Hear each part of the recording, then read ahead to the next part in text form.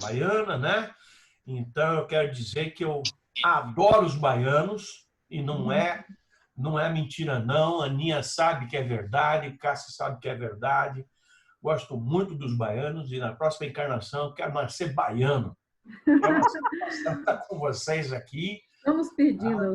Muito bom mesmo. Obrigado pelo convite. Hoje é dia 25. 25, né? Isso.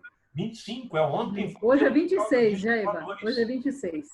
26? Isso. Hoje é sexta, é verdade, é verdade. Isso. Anteontem foi o Dia Mundial dos Discos Voadores, porque, para quem não sabe, o fenômeno UFO passou a ser pesquisado de uma maneira sistemática a partir de 24 de junho de 1947, quando um empresário e piloto americano, voando um aviãozinho no estado de Washington, sobre a montanha, não me lembro agora o nome. Monte Rainier. Monte Rainier. Isso. E ele viu uma frota de UFOs. Uma frota de UFOs que ele descreveu como se tivesse, como se fosse um pires que você joga rente a um lago e ele vai resvalando. Os objetos voavam dessa maneira. Agora, vejam vocês que 29 dias depois aconteceu o primeiro caso de que se tem conhecimento de um encontro de um humano e um ser extraterrestre. Então a data poderia ser esta, o dia 23 de julho. E sabe quem era esse humano?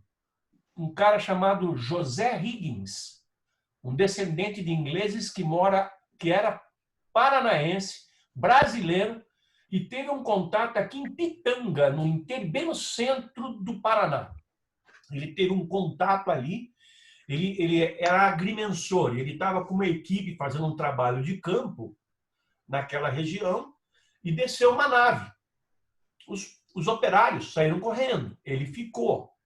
Aos poucos ele se aproximou. Tinha dois seres do lado de fora que se vestiam como se estivesse usando um macacão do estilo do boneco da Michelin. Né?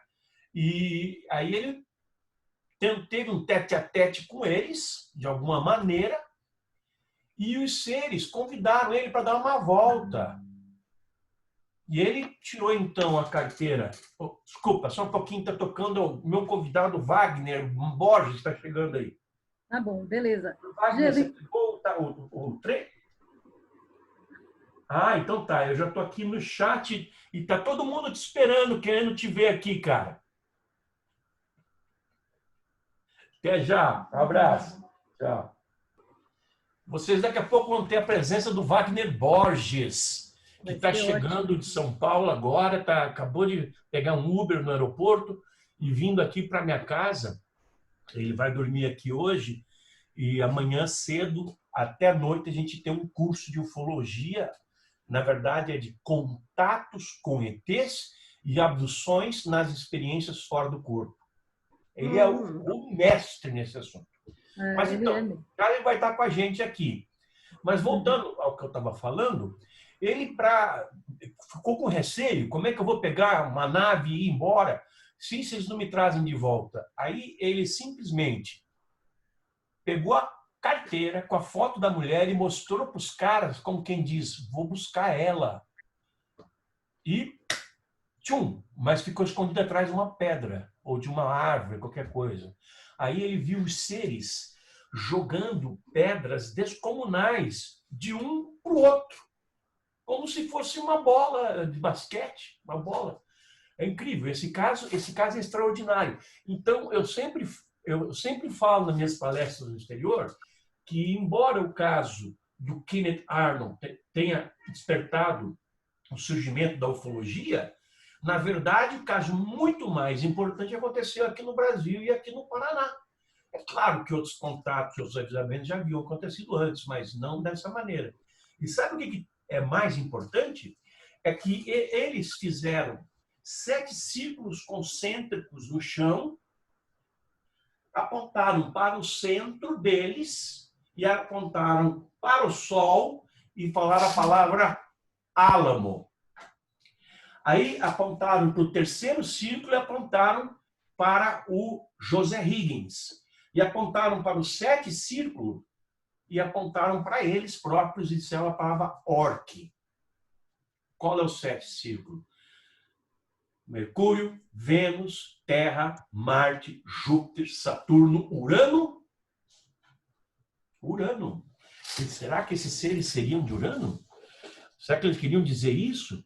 É realmente muito interessante essa história. Eu gosto muito de contar ela, porque ela é uma referência na história da ufologia brasileira. E, olha, vocês podem me interromper para fazer pergunta a hora que vocês quiserem, tá?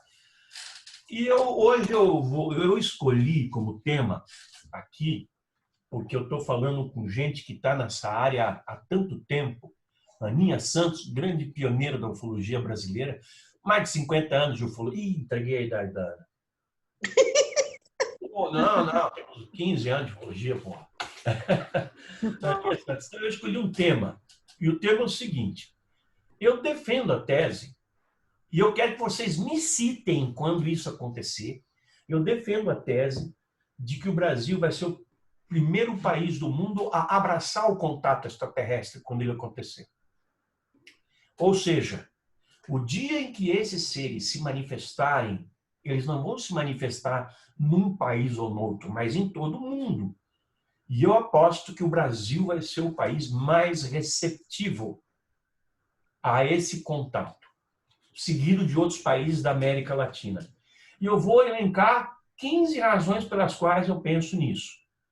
Primeiro, que a nossa história ufológica já vem desde 1500. Isso mesmo, quando Pedro Álvares Cabral veio até o Brasil, ele não estava indo para a Índia, coisa nenhuma, ele foi financiado pela maçonaria espanhola para vir para descobrir o Brasil. Quando ele aqui chegou, ele se deu de frente com os índios que chamavam uma bola de luz que aparecia na floresta de boitatá, aquilo que é todo de fogo, na tradução em tupi-guarani. E Pero Vaz de Caminha, que era o primeiro escrivinhador oficial das cartas para o rei de Portugal, na sua primeira carta já falou do boitatá. Disse que era um fenômeno que atraía os índios, mas se eles se aproximassem muito, o fenômeno os matava ou os adoecia. Essa carta estava na Biblioteca Nacional que pegou fogo no Rio de Janeiro. Então nós já não temos mais ela. E isso foi em 1500. Em 1560, apenas 6 décadas depois, o jesuíta José de Anchieta, na chamada Carta de São Vicente, também se referia ao boitatá. E esse boitatá, ele tem vários nomes, dependendo da região onde ele se manifesta. Cobra grande, minhocão, saci-pererê, enterro de Solano Lopes, mãe d'água, mãe douro, e por aí vai. Como às vezes essa bola de luz ela emite um feixe de luz na direção do chão, e ela está a uma certa altura, lá em Minas, eles chamam ela de noiva. A luz branca em forma de cone seria o vestido da noiva. Veja que interessante. E por que noiva? Por que mulher? Ora, porque quem anda nos campos à noite? Homens. E se eles veem as luzes só podem ser estracassa de homens. Muitas vezes também é chamada de noiva ou virgem de 7 metros, porque 7 é um número místico. Isso está por todos os lados. Então, agora, voltando para a questão. Outro ponto muito importante que se deve ter em conta. O Brasil foi o primeiro país do mundo a reconhecer os discos voadores e a sua procedência não terrestre.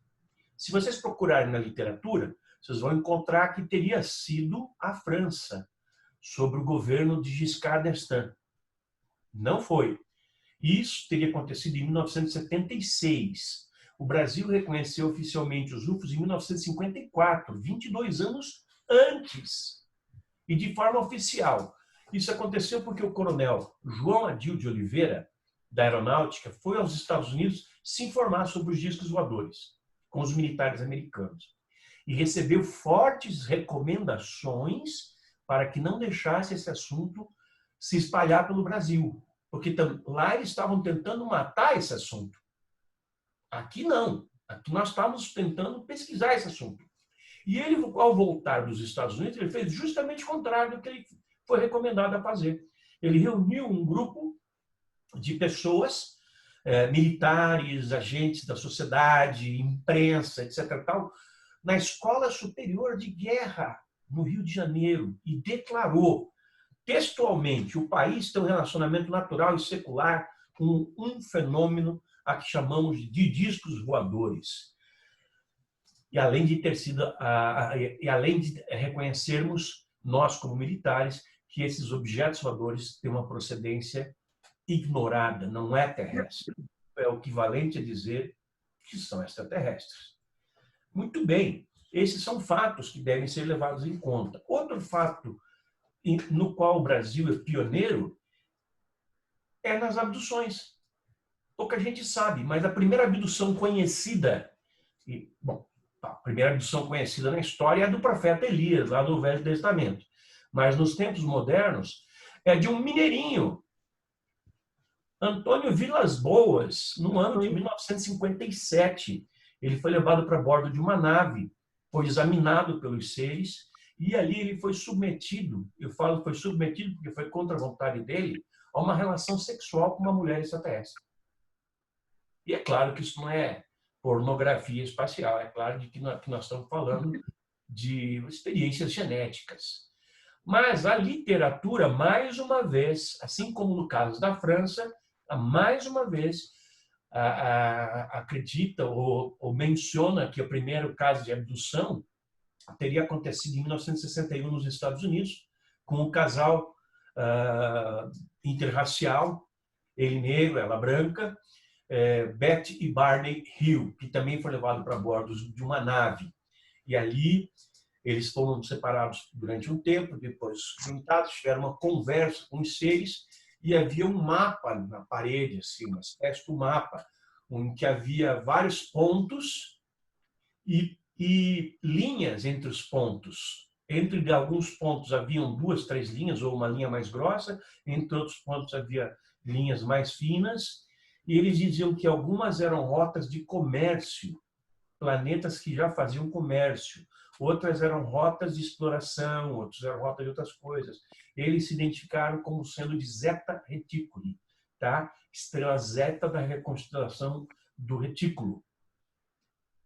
Aí a Beth falou assim: por que vocês não mostram a sua localização de uma forma mais clara?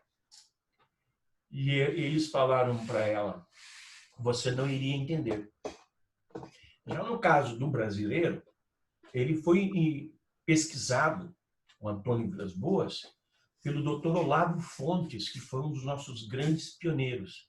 Depois pelo Walter Biller, que era um médico alemão que vivia no Rio de Janeiro, era médico, né? E depois pela dona Irene Grant, a nossa querida Irene Grant. Então vocês vão vendo que o Brasil foi o primeiro em muitas coisas com relação ao fenômeno UFO. Em 1969, para vocês terem uma ideia, enquanto os Estados Unidos tentavam, com o projeto Livro Azul, matar o assunto, descredibilizando ufólogos, desacreditando testemunhas, ridicularizando-as, inclusive, né? Aqui no Brasil nós fazíamos exatamente o contrário. A aeronáutica abriu um organismo de investigação de objetos aéreos não identificados, que era o SICIOANI, Sistema de Investigação de Objetos Aéreos Não Identificados. Muitas vezes os militares usam aéreo em vez de voadores, ou usam fenômenos aéreos anômalos, ou aeroespaciais anômalos. Né? Hoje está em voga a expressão UAP, Unidentified Aerial Phenomena, fenômeno aéreo não identificado, o que já foi defendido há 20 anos atrás por pesquisadores brasileiros, como o Ronaldo Kaufmann Pai. Ele dava o nome de FANI, Fenômeno Aéreo Não Identificado. Tá? E agora que os Estados Unidos estão usando essa mesma expressão. Aliás, a expressão UFO foi criada pela Força Aérea Americana para designar um objeto voador não identificado. É a mesma coisa em inglês, Unidentified Flying Object. Tá? Então, meus amigos, se nós formos fazer uma leitura de tudo que aconteceu na ufologia brasileira, nós vamos ver que ela é ímpar. Né? Em 1977, aliás, em 1977, portanto, há mais de 40 anos atrás, nós tivemos a Operação Prato, que foi a maior missão militar de que se tem conhecimento e a mais duradoura para investigar o fenômeno UFO no mundo. Então, nós somos tudo de bom no que diz respeito à ufologia. E eu sou bairrista nesse aspecto. Vejam, o caso Varginha é imensamente superior ao caso Roswell. Mas não adianta, a mentalidade que prevalece na ufologia, que o caso mais importante é Roswell. Não é. Roswell começou a ser investigado 24 anos depois que aconteceu, por acidente, pelo Stanton Friedman, porque ele foi a Roswell dar uma entrevista numa rádio, fazer uma conferência, alguma coisa, e alguém mencionou para ele a queda desse objeto voador e ele passou a investigar. E quando ele passou a investigar, havia o quê? Meia dúzia de testemunhas já com miolo mole, porque o caso tinha acontecido 24 anos atrás. Né? Já não tinham mais memória saudável do evento. E o caso Varginha, que aconteceu em 1996, já na era da internet, já na era do celular, ele passou a ser investigado 24 horas depois. E hoje nós temos mais de 300 testemunhas, com a memória muito vívida de tudo que aconteceu. Então, mais um ponto para a ufologia brasileira. E aí nós vamos somando pontos e mais pontos e mais pontos. Aí veio 1997 e nós tivemos a entrevista que o coronel William G. Holanda, que foi comandante da Operação Prato, concedeu à revista UFO. Um coronel, ele me viu no programa Fantástico, em que eu sou identificado como Jevaé, o maior caçador de documentos oficiais do Brasil. Na manhã seguinte, na segunda-feira seguinte, ele me liga e quer falar comigo. Eu atendo o telefone e ele, Jevaé, aqui é a Holanda. Eu falei, lá vem branco, eu tomo um esporro desse cara. E não, ao contrário, ele falou, olha, você está de parabéns pelo seu trabalho, você fez o certo em divulgar a Operação Prato, ela devia ser de conhecimento das pessoas, blá, blá, blá, blá, blá, blá, blá, blá. E me convidou para ir à casa dele em Cabo Frio para dar uma entrevista para ele. Perdão, para ele dar uma entrevista para mim. E eu fui, no dia seguinte mesmo. Aí eu peguei o Petit no Rio e fomos até Cabo Frio para entrevistá-lo. Quando isso aconteceu, outros coronéis, outros generais, alguns brigadeiros, vendo que se havia alguém do calibre do coronel Holanda falando abertamente sobre discos voadores, por que eles também não iriam?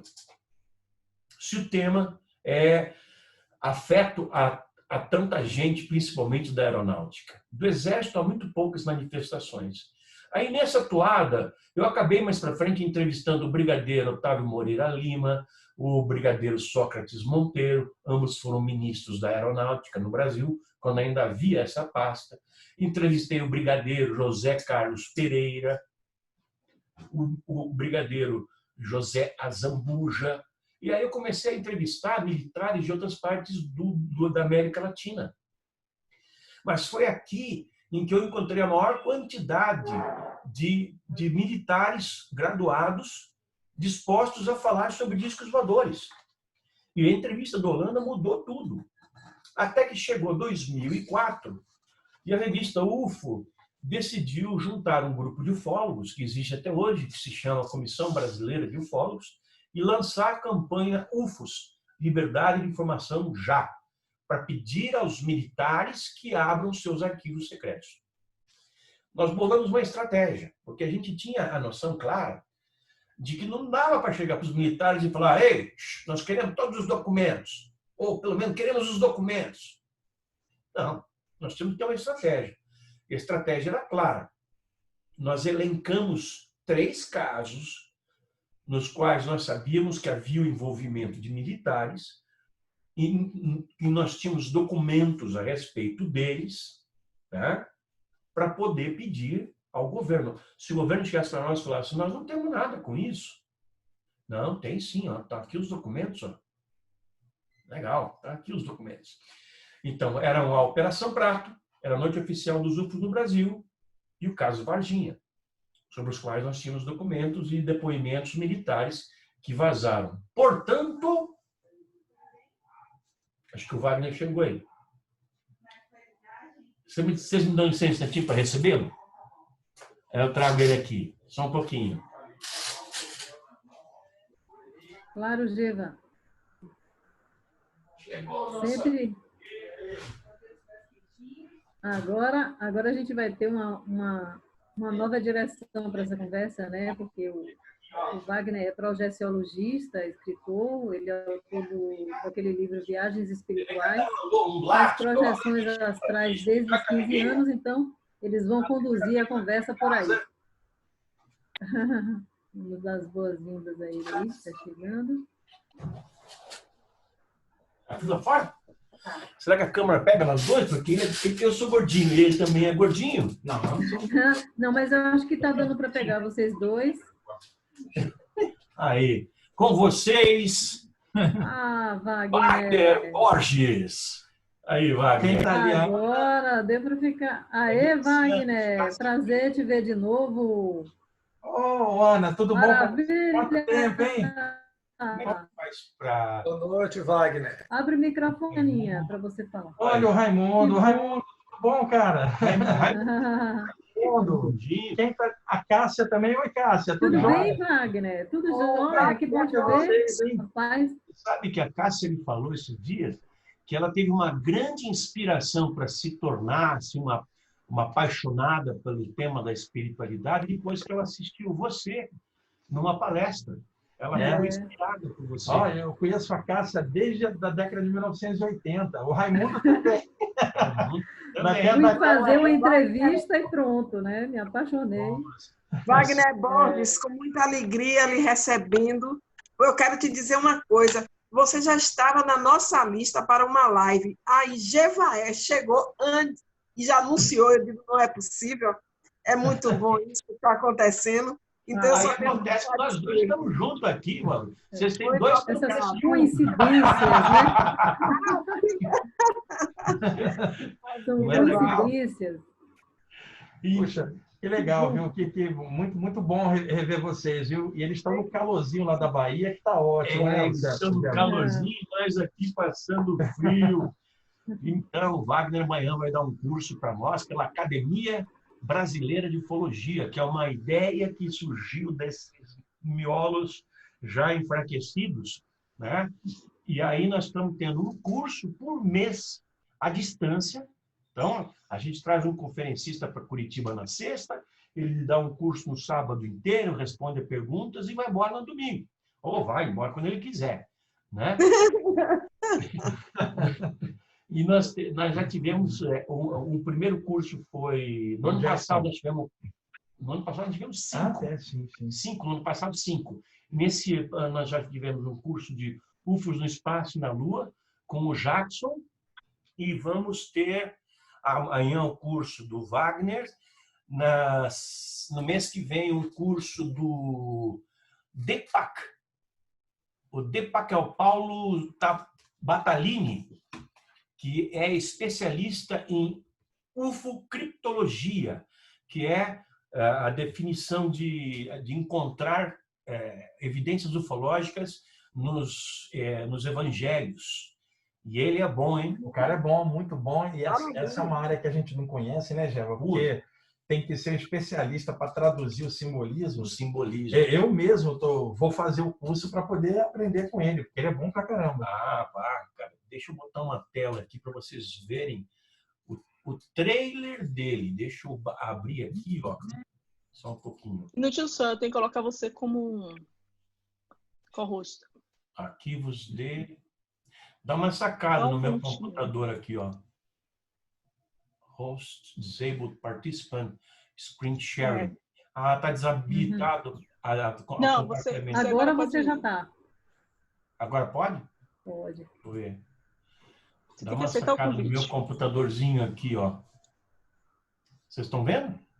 Estamos. Aqui, academia, cursos. Ó, olha o trailer do curso do Jackson. Tem que... Como é que eu faço para mostrar? Tem que abrir primeiro. Aí, já foi. Tá aí? Aí.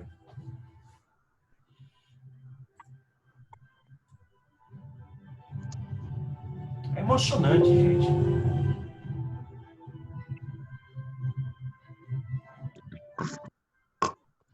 O curso dele teve umas 70 pessoas, 60, 70 pessoas. Para o curso do Wagner, nós já temos 97 ou 98 inscritos. Muito bom pra caramba. Esse é o trailer do curso do Jackson. Deixa eu mostrar para vocês o texto, porque ainda dá tempo para alguém se inscrever aí, viu? O trailer do curso do Wagner. Esse trailer ficou muito bonito. Bem Bonito, montado, né? Muito bonito. Muito bonito. Não, eu quero mostrar depois o que eu vou fazer com vocês na Bahia no ano que vem. Vocês se preparem. Faça um curso online. Estava todo mundo perguntando como fazer esse curso hoje, a gente conversando com as pessoas e eles perguntando.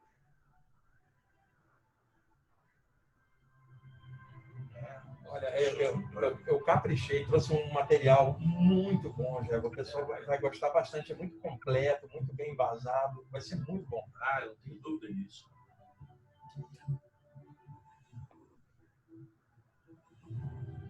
Isso aí.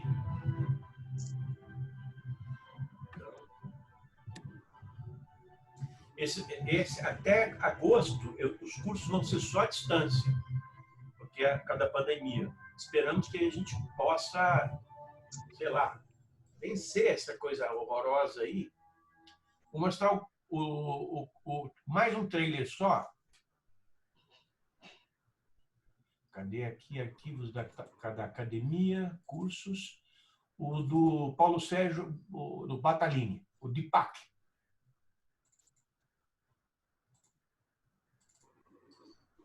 Gente, meu computador tem muita coisa.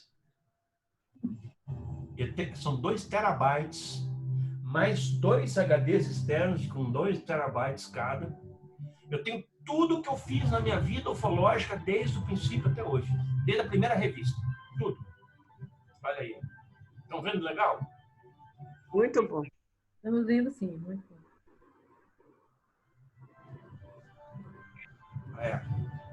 UFO-criptologia. Isso é um termo, inclusive, criado por ele. Eu não conheço ele pessoalmente. Ele me foi indicado pela Vanted. E a Vanted é um achado, né? A Vanted é um achado. A Van, ela vai fazer o curso do mês de agosto. Julho é o Batalini e em agosto vai ser a Van. Bom, vamos voltar à vaca fria. Como é que eu volto a minha tela aqui, hein, gente? Aqui, ó. Stop sharing. Stop Lá no alto. Stop sharing. Ou então ask.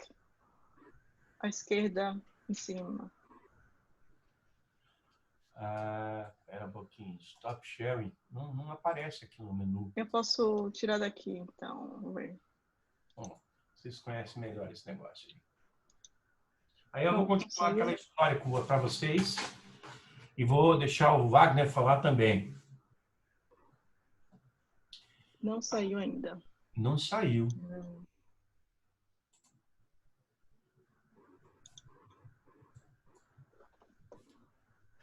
Para mexer no Zoom, eu mexo lá em casa porque é a partir de lá, né? É o controle, então eu sei mexer, mas como Tem que ir na pastinha verde, sabe essa pasta verde no meio? Você tem que ir lá e cancelar o shell. Ou então no topo. No topo você vai ter uma coisa... Lá no alto, isso. Tem uma Passando tarja o cursor, verde no aparece. alto. Quando você passar o cursor, Vai aparecer uma vermelha.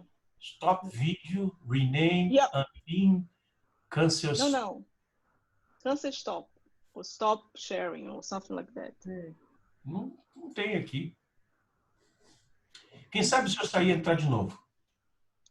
Não faça isso não, por favor. Aqui, ó, stop share aqui, ó. Ele está no outro monitor, eu tenho 3 monitores. Isso aí, meu Deus. Pronto. Ele abriu. Mas, Geva, você poderia centralizar um pouquinho a câmera para vocês dois, né? É que nós dois somos fortinhos, andando os dois. Então, vamos voltar à vaca fria, então. Então, essa é a expressão antiga. Aí, em 2004, nós lançamos a campanha UFOS Liberdade de Informação Já, para pedir ao governo, e eu descrevi a vocês qual era a técnica que a gente ia utilizar. A ideia saiu daqui. Né? Aí, eu montei a Comissão Brasileira de Ufólogos e fomos em frente. Muita gente da própria ufologia, meus colegas, chegaram a falar: que ridículo, isso não vai dar nada, isso é uma infantilidade. Você acha que o governo vai abrir os documentos?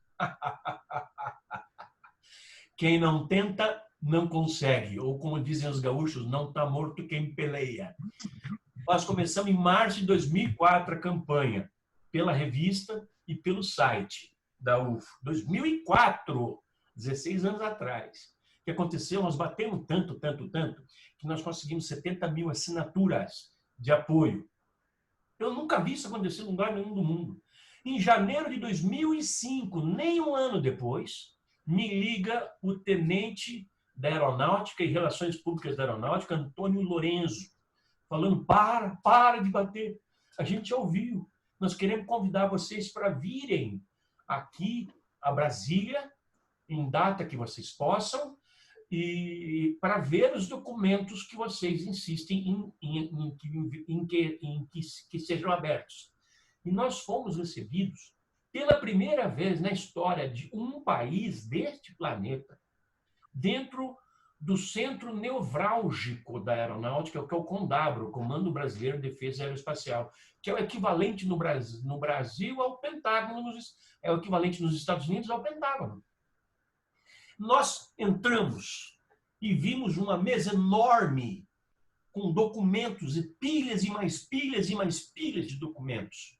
Nós não pudemos entrar com câmera, com nada, nem sequer com caneta, para vocês terem uma ideia. Nada.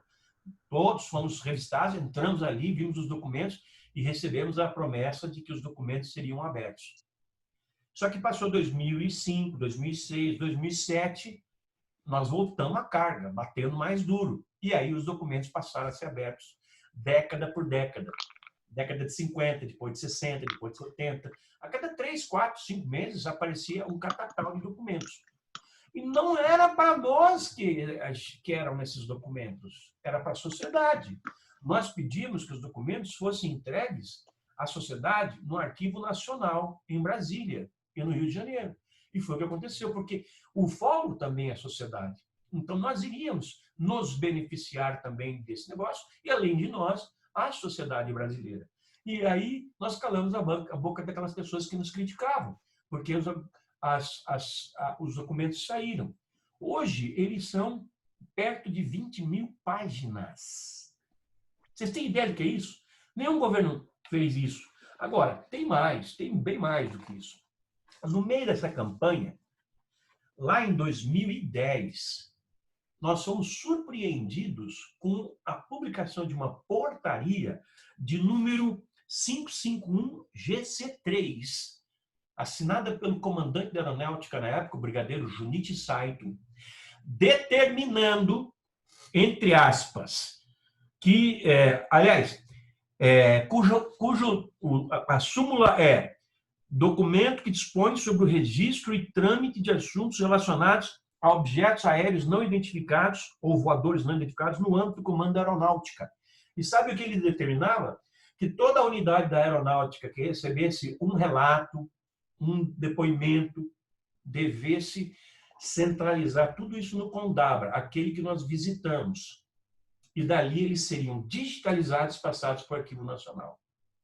Que país fez isso? Isso foi publicado no Diário Oficial da União, que é o veículo que tem 200 páginas em que se publicam todos os atos administrativos, legislativos, legais, enfim, de uma sociedade. Mas não era só isso que nós tínhamos de surpresa. Por quê? Nós continuamos a bater, nós continuamos a pedir que os documentos sejam na íntegra liberados, não na parte deles liberados. E foi aí que, em abril de 2013, a Comissão Brasileira de Ufólogos, eu tive a honra de receber esse convite pela comissão. Eu era presidente da comissão, fundador e presidente da comissão, depois foi o Fernando, e hoje é o Tiago Tiquete, que falou para vocês já uma vez. Nós fomos convidados pelo então ministro da Defesa, Celso Amorim, para nos reunirmos por quanto tempo fosse necessário com os comandantes das 3 armas, Exército, Marinha e Aeronáutica, no Ministério da Defesa. Onde que vocês ouviram na história do mundo que isso aconteceu antes? Então, vai somando tudo que a ufologia brasileira conquistou. Vai somando o fato de que nós temos acontecimentos ufológicos seculares, como eu descrevi a vocês. Vai somando o fato que nós tivemos 4 entidades de pesquisa ufológica, ou momentos de pesquisa ufológica. Vai somando o fato de que o Brasil foi o primeiro país do mundo a reconhecer os discos voadores em 1954. Vai somando o fato de que nós tivemos uma organização civil e militar para pesquisa ufológica de 69 a 72, enquanto nos Estados Unidos tentava matar o assunto e no resto do mundo também. Vai somando o fato que nós tivemos a Operação Prato, a maior operação militar que já ocorreu na história do planeta Terra. Vai chamando o fato que nós tivemos uma revoada de OVNIs em 1986, sobre a qual eu não falei ainda, que é a Noite Oficial dos UFOs no Brasil. Vai somando o fato que nós tivemos o caso Varginha. Vai somando o fato que nós tivemos a primeira abertura ufológica promovida pela sociedade, porque nós somos sociedade, como eu falei para vocês. Vai somando o fato que o ministro, que o comandante da aeronáutica determinou que todos os casos fossem tornados públicos. Vai somando o fato que o Ministério da Defesa recebeu a gente. Vai somando o fato que nós temos 20 mil páginas de documentos abertos. Fala, que país fez isso? Nenhum. Por isso, eu sustento, abre aspas, vai falar o Jevinha, o Brasil será o primeiro país do mundo a reconhecer oficialmente o contato extraterrestre. Não é reconhecer que existem discos voadores, isso já aconteceu. É reconhecer quando houver o contato, e ele evidentemente vai ser com toda a sociedade. Vai haver países que vão ficar tremendamente traumatizados e, de certa forma, outros vão ficar mais ou menos traumatizados, porque o impacto vai ser profundo, não tenho dúvida disso. Mas no Brasil, a aceitação vai ser a mais rápida, a mais calorosa. Nós vamos ter, como eu acabo de receber meu amigo Wagner Borges, que veio trazer o corona lá de São Paulo, como acabei de receber, nós vamos fazer lives com seres extraterrestres. Vocês acreditam nisso? Claro que sim. Vocês são do Centro de Estudos Exobiológicos Astar Sheran. Se acreditam em Astar Sheran, se acreditam no contato do Paulinho, sabem. E a história do Paulinho é uma história que se incorpora à história da ufologia brasileira. É um clássico, né? É um clássico. Então, nós temos tudo, mas tudo mesmo. Para... A gente tem um filmezinho do Mini aí, do Paulo Fernandes. Vamos ver um pouquinho? Temos um filmezinho do Paulo Fernandes. Vamos ver um pouquinho? Um videozinho. Vamos lá. Relatando um pouquinho dessa história. Vamos lá.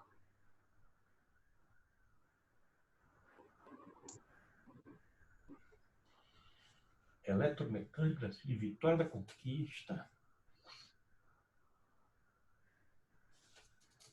Olha, maravilha, hein? Uhum. Esperando o Buzu. Uhum. Depois eu vou contar um lance de esse Pomar também. Uma visão que eu tive bem interessante. esse é a Aurix, né? Um ser também que faz contato com a gente. Foi o primeiro que fez o contato com o Paulo. Aí ele que preparou Paulo para o encontro com Astor Cheran, que aconteceu no dia 2 de julho, 79. Ou seja, aniversário. Ana Santos, aí, o aniversário dela. Esse é um retrato. Ana Santos faz aniversário. Com certeza. Aí ele descreve essa nave gigante, né? Diz que tinha um tamanho de 3 aviões caravelas.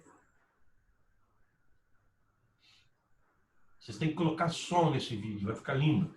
Mas ele tem som, acho que ele não está saindo com som, mas ele tem som. Acho que ele está com problema aí no Zoom. Esse foi o contato aí com a Cheran, que é descrito dessa maneira por Paulo, por outras pessoas que viram. A mãe de Paulo deu total apoio. Deu total apoio, né, ao filho. Imagine em 69 seu filho trazendo essa ideia para casa. Ela deu todo o apoio, né? E aí Paulo contou tudo naquele livro. Olha, General Show aí, com Paulo. Aí foi o lançamento do livro do General. Isso. Aí ele deixa esse legado, né? Que é o SES e a Unicósmica. Que somos nós que estamos aqui agora conversando com vocês e promovendo essas conversas. Mas existia esse contato, né, físico, se falou muito nisso. Mas agora fala-se também nesse contato internamente. Eu não sei se Wagner teria alguma coisa para falar com a gente sobre isso. Muita gente tem curiosidade, pergunta para a gente. Não contato físico, né, Wagner? Mas em que nível acontecem esses contatos? Bom, olha só. Tá dando para ouvir mesmo com a máscara? Dá para vocês verem? Tá. Essa máscara horrorosa aqui. Tipos de pandemia. Protegendo o corona do Geva aqui, ó. Tipos de pandemia.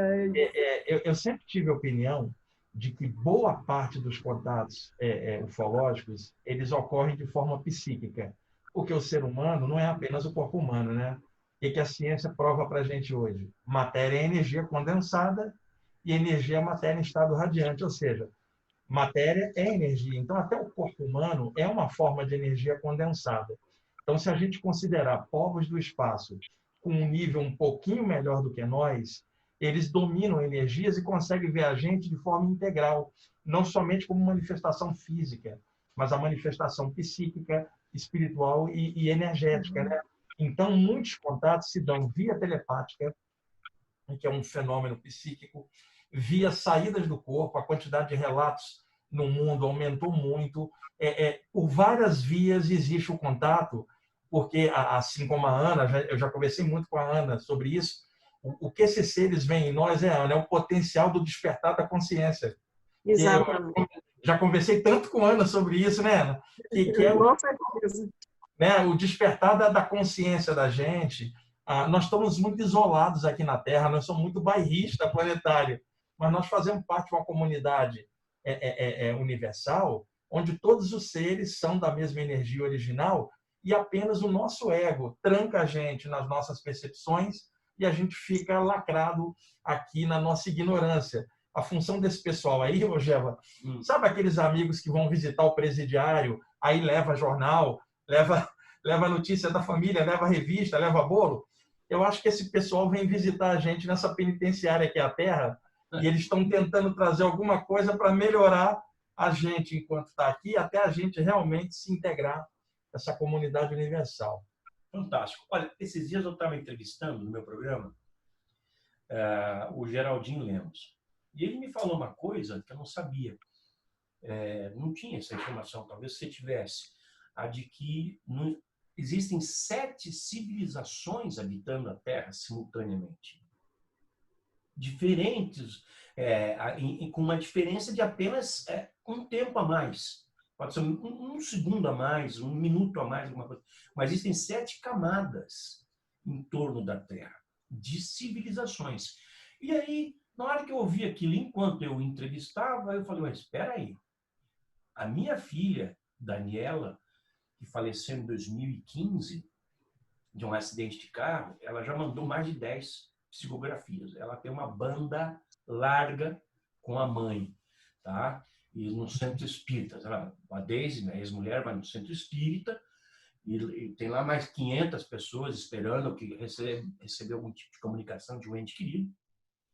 E os médios incorporados, de repente, um ergue o braço e pergunta: quem que é a senhora Deise? Sou eu. A sua filha Daniela quer falar com a senhora. Ela se aproxima e o cara começa a escrever, e joga a folha para o lado, aquela coisa de psicografia. E numa dessas psicografias, ela falou assim: papai, nós que gostamos tanto dos mistérios do universo, não nos damos conta de quantas civilizações convivem conosco ao mesmo tempo. Ou seja, no plano astral, no lugar onde ela está, no céu, não sei, ela vê. Assim como, segundo o Geraldinho, os extraterrestres também veem os diferentes níveis de civilizações que existem em torno da Terra. É uma coisa... Então, nós que temos múltiplos corpos, muitas vezes não nos damos conta disso.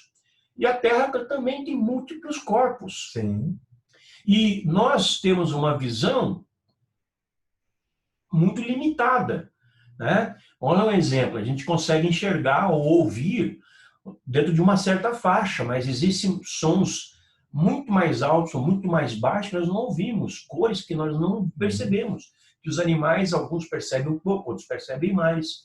E esses seres mais avançados, com certeza, eles devem ter um controle do seu espírito muito maior do que o nosso. Olha aí, Wagner é um cara que começou a ter as experiências fora do corpo há muito tempo. Já é veterano nisso daí. Hoje ele ensina as pessoas.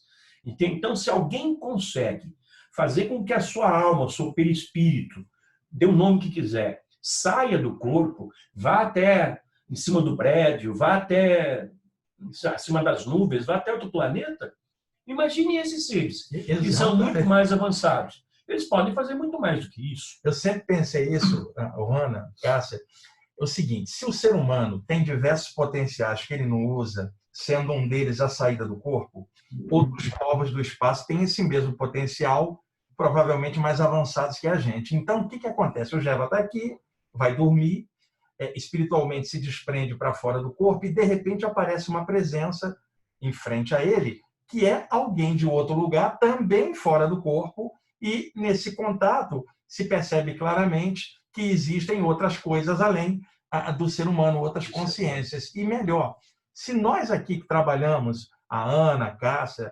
Raimundo, trabalhamos, por exemplo, com passagem de energia com as mãos nos chakras, na aura, imagina outros povos, Gema, como é que deve olhar a gente? Deve olhar o corpo, deve olhar a aura e os chakras.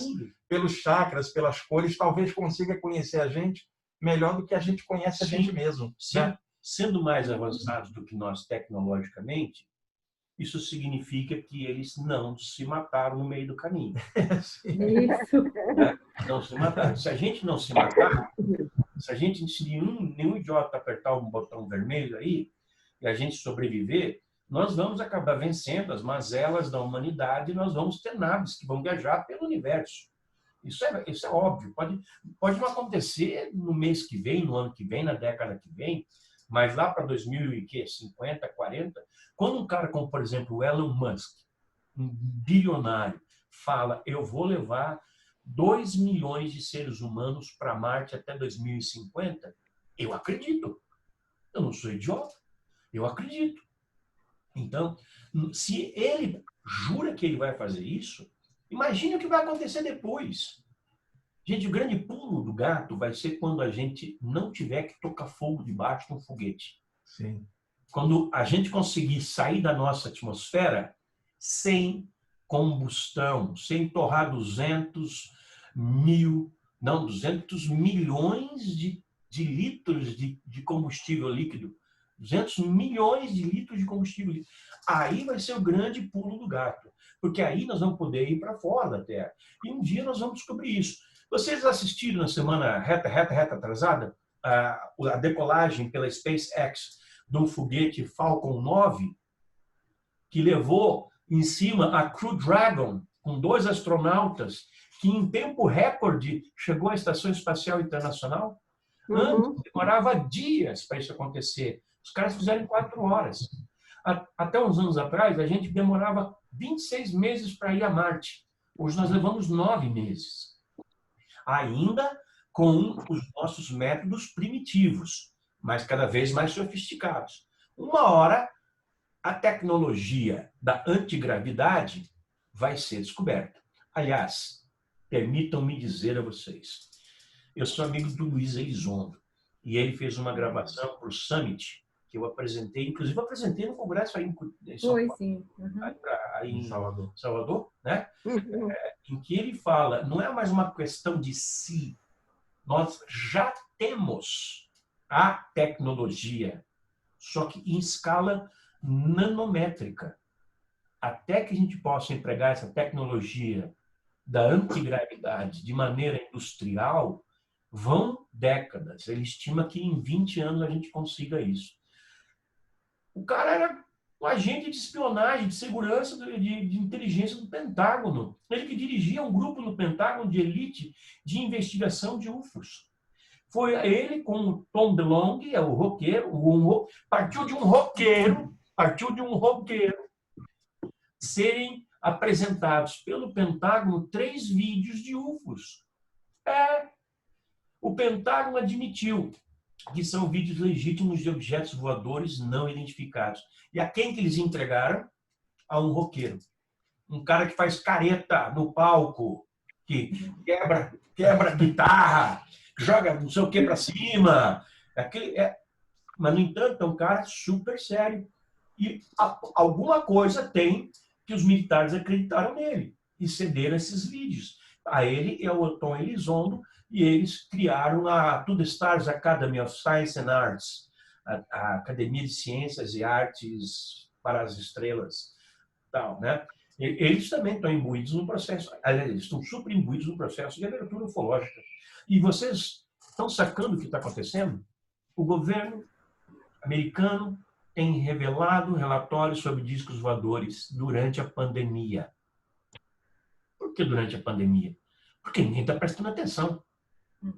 Se alguém cobrar o governo americano, por que vocês não revelam os documentos? Mas nós já revelamos, vocês é que não prestaram atenção. Claro que hoje está todo mundo querendo sobreviver. Ninguém está pensando em... É a mesma situação que aconteceu entre Natal e o Ano Novo de 2011. A Argentina criou o Centro de Estudos de Fenômenos Aéreos Anômalos. Mas, espera aí, nenhum argentino se deu conta. Até que eu falei para eles, cara, vocês não se tocam?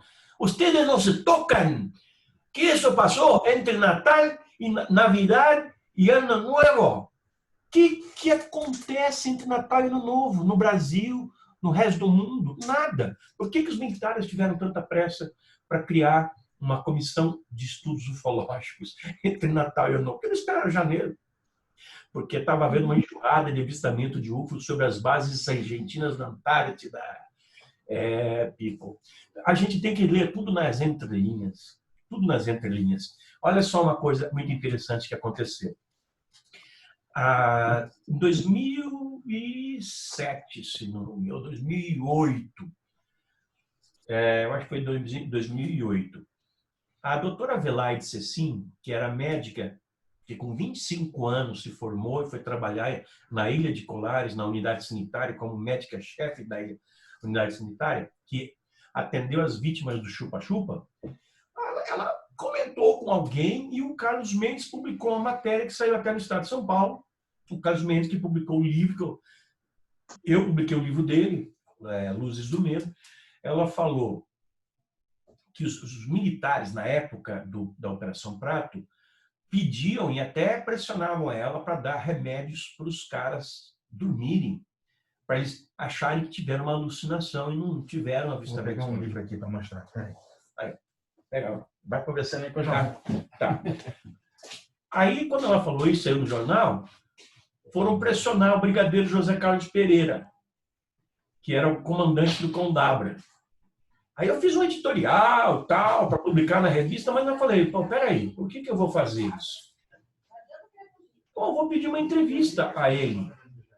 O máximo que eu posso receber é um não. O nano já tem. Quem não tenta não consegue. Quem não tá morto, quem peleia, como diz o gaúcho. E eu pedi a entrevista para ele, e ele falou, claro, com o maior prazer. E deu 2 edições da revista UFO, a entrevista, em que ele falou tudo abertamente. Claro que os arquivos ufológicos existem, eles têm que ser abertos, porque eles não violam a segurança nacional, eles não violam a privacidade das pessoas, eles não representam nenhum perigo. Tem que ser aberto. Ele falou. Então, se você não tentar, então você não vai conseguir. Todas as coisas que eu falei aqui, desses negócios do movimento, pela abertura dos documentos ufológicos, foi aberto, foi para... Eu bolei isso aí, eu escancarei. Aí eu juntei um pessoal talentoso e nós todos trabalhamos em função disso daí, e deu certo. Com a estratégia certa, as coisas dão certo. Deixa eu mostrar aqui. Vê se dá para ver aí essa imagem. Sim, tá bom aí. Tá vendo? Olha aqui, Geva. Eu estou vendo lá. Olha aqui essa imagem, tá vendo? Essa imagem, ela é do meu livro. É o seguinte, eu imaginei, por exemplo, uma nave posicionada fora do alcance dos satélites aqui da Terra, e os ETs deixam seus corpos em cápsulas de animação suspensa e saem dos seus corpos e vêm aqui no invisível da Terra observar a gente. Seria a maneira perfeita, Geva, de você observar uma raça violenta sem eles te agredirem, porque eles não te veem.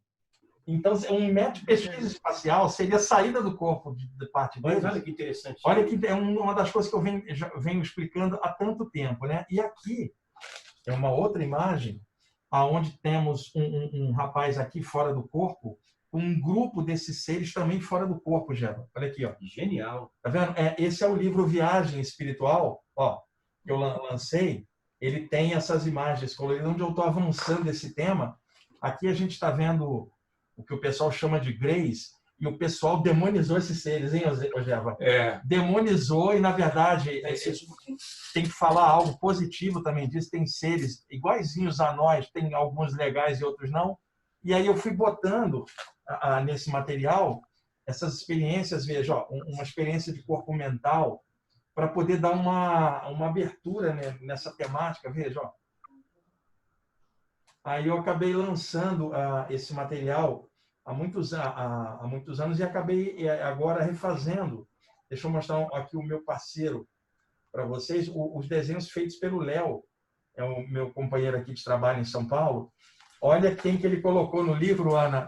Meu filho. Fora do corpo. Esse aqui é o Rama, tem 11 anos, está lá em casa, estou morrendo de saudade dele. É um animal fora do corpo também. O meu filho. Wagner, você estava falando da questão dos contatos. A gente vê que em determinada época houve muitos contatos físicos.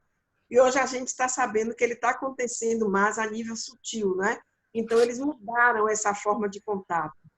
Então, Eu acho que não. Eu acho que nós é que passamos a descobrir. Eles sempre fizeram isso.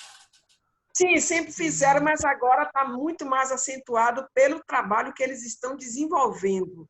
Então, a gente sabe daquela temática sobre a mudança do nosso código genético. Então, o que é que você fala sobre isso, Wagner? Por quê? Com essa mudança de código genético, a informação que nós recebemos é que, através do sonho, à noite, nós somos levados para laboratórios espaciais e aí acontece esse trabalho. Nós voltamos e não lembramos do que vimos. Correto, Ana. Mas você começa a mudar o seu comportamento, né, em determinadas questões. O que é que você fala disso, Wagner? Olha só, isso ocorre há muito tempo, Ana, mas a gente vem tomando consciência disso mais recentemente, né? Durante o sono, essa mexida que eles estão fazendo, já que eles estão mexendo no chamado corpo sutil do lado de lá, também chamado corpo astral, corpo espiritual, eles mexem lá nos chakras do corpo espiritual. Quando a pessoa retorna para cá, esses chakras encaixam nos chakras daqui e alteram o funcionamento com as glândulas endócrinas também.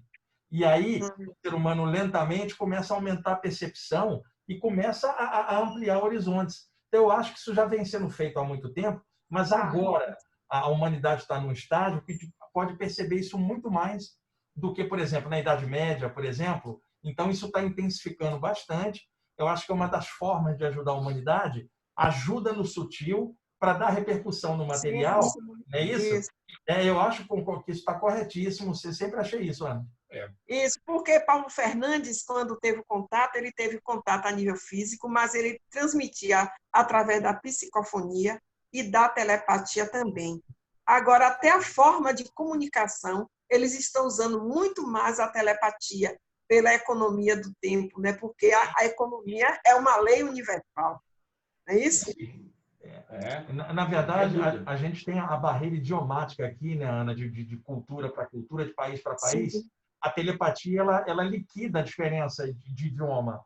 Ela é uma linguagem mente a mente universal, que não é francês, não é inglês, não é nada. É uma coisa que você é dentro da mente. Eu fiz uma pesquisa, Ana, os diversos tipos de telepatia. Isso é um material que uma outra vez eu posso passar num congresso, Geba. É o seguinte, a telepatia, normalmente, entre nós humanos, ela é de alguma forma articulada, né, Ana? Embora a gente saiba que a palavra, você fala assim, eu estou escutando o som da voz da Ana na minha mente, porque a gente está condicionado. Mas existem vários tipos de telepatia. Existe aquela em que o ser projeta uma massa de energia, essa massa interpenetra o alto da cabeça e jorra 1 milhão de ideias. E a pessoa, de repente, começa a escrever. Ela não está acoplada mediunicamente a um contato interplanos através de uma massa de energia mente a mente. Pode acontecer também através de ondas de energia que não tem nem aquela coisa de falar, estou escutando a Ana falando, não. Caramba, mente a mente, não tem palavra. Simplesmente ela pensa lá, eu faço uma pergunta aqui, e antes que eu termine a pergunta, ela já me respondeu, sem ninguém ter falado nada. Então, exatamente. A gente tem disso na 95% das vezes, sei lá, 90% das vezes, em que há um tete-a-tete com o ser extraterrestre, é telepático. A pessoa fala assim, mas eu mal pensei na pergunta e já veio a resposta. Exatamente. Isso. Ana, eu descobri também, viu, Raimundo Cássia, eu descobri também uma outra coisa, isso nas experiências fora do corpo. Aparece um ser, tá? Humanoide igual a gente, tá? Diferente na energia, mas humanoide igual a gente. Ele emana um pulso de energia, Ana, como se saísse uma pequena partícula de energia do chakra frontal dele. Essa partícula entra no chakra frontal da gente ou no chakra coronário. Na hora que ela encaixa, explode um monte de ideias. Sabe o que é isso? Um arquivo zipado. Ele joga o arquivo mental e aí a gente tem que descompactar dentro do cérebro para tentar entender a mensagem. Olha que beleza. O bate-papo está enriquecedor. Olha só. Muito bom, muito bom. Muito boas ideias, Fábio. Deixa eu contar. Ana, você permite contar um caso aqui? Pode, sim. Estava passando lá o vídeo do Paulinho e apareceu lá um disco voador por sobre o mar. Isso foi na década de 1990. Eu moro em São Paulo já há 30 anos. Uma manhã, já era tipo 5 da manhã, eu acordei fora do corpo. Ou seja, eu deitei e dormi. Quando eu despertei, eu já estava fora do corpo. Ou seja, uma experiência fora do corpo inconsciente que se torna consciente no meio. Eu estava em alto mar, eu sabia que era o Atlântico Sul, eu não sabia em que direção do Brasil que era, né? A sensação que uma presença sutil tinha me levado até lá e me despertado. Eu, vários metros no ar, em corpo espiritual, de repente eu olhei para cima, Ana. Sabe quando o asfalto está muito quente e aí começa a surgir um vapor ondulando? Foi como se o ar já ondulasse. E eu sabia que ia acontecer alguma coisa, eu fui levado lá para ver. Do nada, no ar, emergiu um disco voador igual aquele do Paulinho ali, aço escovado, parecia de inox, eu não via a cúpula, mas era um disco grande. Ele fez 3 voltas, 3 giros para eu ver, eu sabia, e ele foi e entrou no mar. Na hora que ele entrou no mar, eu sabia que ele era físico, Ana, porque fez tibum, um impacto na água. E eu sabia, então, como ele surgiu do nada, passando de um outro lugar para cá, como se fosse aqueles worm rolls, buraco de minhoca, que é um portal que ele entra lá e sai aqui. Eu fui levado para ver. E eu achei, Ana, que lá embaixo talvez houvesse alguma base intramarinha, né? Base Diógenes, né? Objetos submarinos não identificados. E uma outra vez eu fui levado fora do corpo, ali embaixo da calota polar da Antártida. da Antártica. A calota polar da Antártica ela é muito maior do que a do Ártico, que é mais fina. Lá embaixo, que eu vou falar agora, a primeira vez que eu falo, tá? Eu vou falar isso no curso amanhã também. Tinha vários discos voadores embaixo da calota em alta profundidade. Tem uma base submarina de ônibus embaixo da calota polar. Fui levado para ver isso. Vou contar essas coisas no curso amanhã, porque é uma outra maneira da gente entender o fenômeno UFO, sem viajada na maionese astral, não. É coisa séria, porque tem muitas outras pessoas experimentando no mundo inteiro esse tipo de fenômeno. E agora, Ana, com o lance da internet e tudo, as pessoas estão botando a cabecinha para fora e contando. Exatamente. Esse tipo de coisa. E 30 anos atrás, ninguém ia dar papo para isso, atenção. E agora as pessoas estão começando a falar. É isso que, inclusive, falaram, né? As bases intraoceânicas que existem. Então, é o que falou. Antes não se falava abertamente essas coisas mais sutis, como o Jevaé disse, há muito tempo acontecia, mas não era tratado. Hoje não, a gente já vê um avanço no estudo. Eu parabenizo até a Jevaé também pelo fato de estar trazendo para a coletividade, para todo mundo, esses conhecimentos, porque não se pode mais caminhar com o estudo ufológico sem colocar também esse outro estudo. Então, a filosofia, a ciência e a espiritualidade, ela tem que estar juntas. Sem dúvida. Ana e Wagner, deixa eu contar uma história. Nas minhas andadas pela Amazônia, eu adoro pesquisar UFOs na Amazônia. O meu método de pesquisa é altamente científico. Eu quero ir lá uma hora com você. Poxa, desenvolvi um método. Eu fiquei 6 anos fazendo meu curso de pós-graduação na NASA para desenvolver esse método de investigação. Super avançado. Sabe como é que é? Eu alugo um barquinho, um cara vai atrás do motor e eu falo para ele, toca. Esse é o meu método avançado de pesquisa. Eu paro de casa em casa dos ribeirinhos. É gente que não tem comunicação, é gente que mora longe de qualquer cidade, que passa por necessidade, se precisar de um remédio tem que ir, chama dificuldade. Eu vou lá e vou conversar com eles. E um dia um ribeirinho me falou, seu Zevaeldo, isso aqui. Lá é seu Zevaeldo.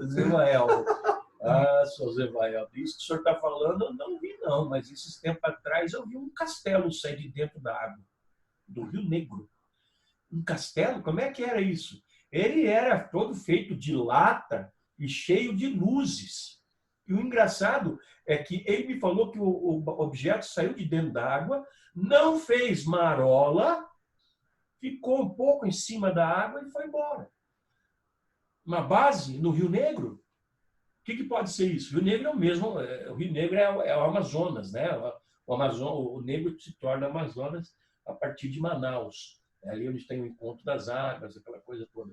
Então, se você conversar com 10 caboclos da Amazônia, procura os mais afastados. Então, por isso que é trabalhoso, porque você fica sentado num barco 3, 4, 5 horas para chegar no primeiro. Entende? Daí você vai encontrando, pá. Chega, encosta o barco, sobe no barranco, vai e conversa com a Dona Maria, com o seu José. Você vai conversar com 10, você vai ouvir 30 histórias. Tá? E se um cara, por acaso, não fala para você que nunca viu nada, ele vai te dizer assim, ó, eu não vi, mas o meu primo que mora na casa ali do lado, aí ele já deu até tiro em disco voador aqui. Ó. É assim, é tamanha quantidade de ocorrências. Esses fenômenos estão acontecendo desde sempre. Só que a sociedade está tomando cada vez mais conhecimento deles. Há 20 anos atrás, a proporção era de 1/3 da sociedade brasileira acreditar no fenômeno, 2/3 não acreditar. Hoje é o contrário. Isso. Hoje é o contrário, tá? Hoje é o contrário. 2/3, 65, eu acredito que o número pode ser até maior. O professor Wilson Pickler, que você conhece bem, tem um Instituto de Pesquisa, o Instituto de Pesquisas Paraná, ele fez uma pesquisa uma ocasião e está para fazer outra. Eu até estou ajudando ele nas perguntas e respostas, e que ele chegou à conclusão de que mais de 70% das pessoas consultadas acreditam nos discos voadores, na origem extraterrestre, e que o governo sabe do assunto. E não abre o assunto. Mas isso é por desconhecimento, porque o governo abre, o governo revela os fatos que sabe, na medida do possível. Por quê? Tem coisas que não são reveláveis ainda, né? Tem coisas que precisam ser mantidas ainda ocultas.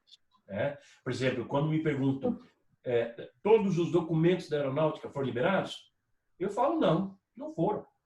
No debate com o militar, há uns 6 anos atrás, esse militar até ficou bravo comigo, porque o repórter, o intermediador, perguntou para ele se todos os documentos da aeronáutica, ele é da aeronáutica, haviam sido liberados. Ele falou, foram. Aí depois perguntou para mim, Jevaé, foram? Eu falei, que saia justa minha, né? O que eu vou dizer aqui? Eu vou contrariar um cara da aeronáutica. A aeronáutica pode fechar as portas para nós. Mas eu ia passar, esse debate passou em rede nacional. Como é que eu ia dizer que sim, todos os documentos foram liberados? Não foram. Até aquela época tinha 7.000 documentos liberados. Hoje são 20.000. Então eu estava certo de que não era tudo que tinha sido liberado, porque depois foram liberadas mais 13.000 páginas. E aí eu ainda aposto que logo vai aparecer mais 5, mais 7, mais 10.000 páginas. E isso é inevitável, porque o que acontece? Se nós não tivéssemos num país tão deflagrado politicamente, tão polarizado, numa situação de tamanha desordem política, entende? Se houvesse um mínimo de cultura política, em que as pessoas se respeitassem minimamente, em que não houvesse as brigas que nós vemos no cotidiano, haveria maior clima para nós buscarmos a liberação de mais documentos. Mas hoje isso passa muito longe de ser uma coisa assim nos planos dos militares. Por quê? Eles estão tentando salvar a pátria de um colapso, né, que está acontecendo. Nós estamos vendo a briga de STF com Rodrigo Maia, com Bolsonaro, com Joyce Hasselmann, todo dia uma briga, todo dia uma encrenca. Eu não sei como é que se pode viver num país desse. Eu que conheço tantas outras nações, eu nunca vi um país tão conturbado. Mas tudo isso entra na questão educacional da humanidade. Então, quando você sai com essa academia que você está trabalhando, né? Em 2006, nós saímos com a Universidade Livre de Educação Cósmica. Por quê?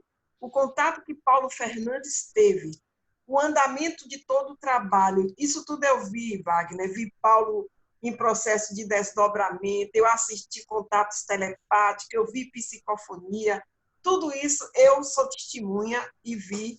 Também vi aparições também, quando Paulo fazia pesquisa de campo, ele fazia também. Nós acampávamos, ia lá para Milagres, acampar naquele local, para ver o avistamento. Então, tudo isso nos chamava atenção. Mas a gente se preocupava muito mais com o quê?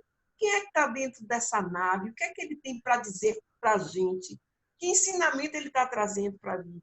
Foi aí que depois nasceu a Universidade Livre de Educação Cósmica, que o trabalho do CEA se transformou num projeto educacional.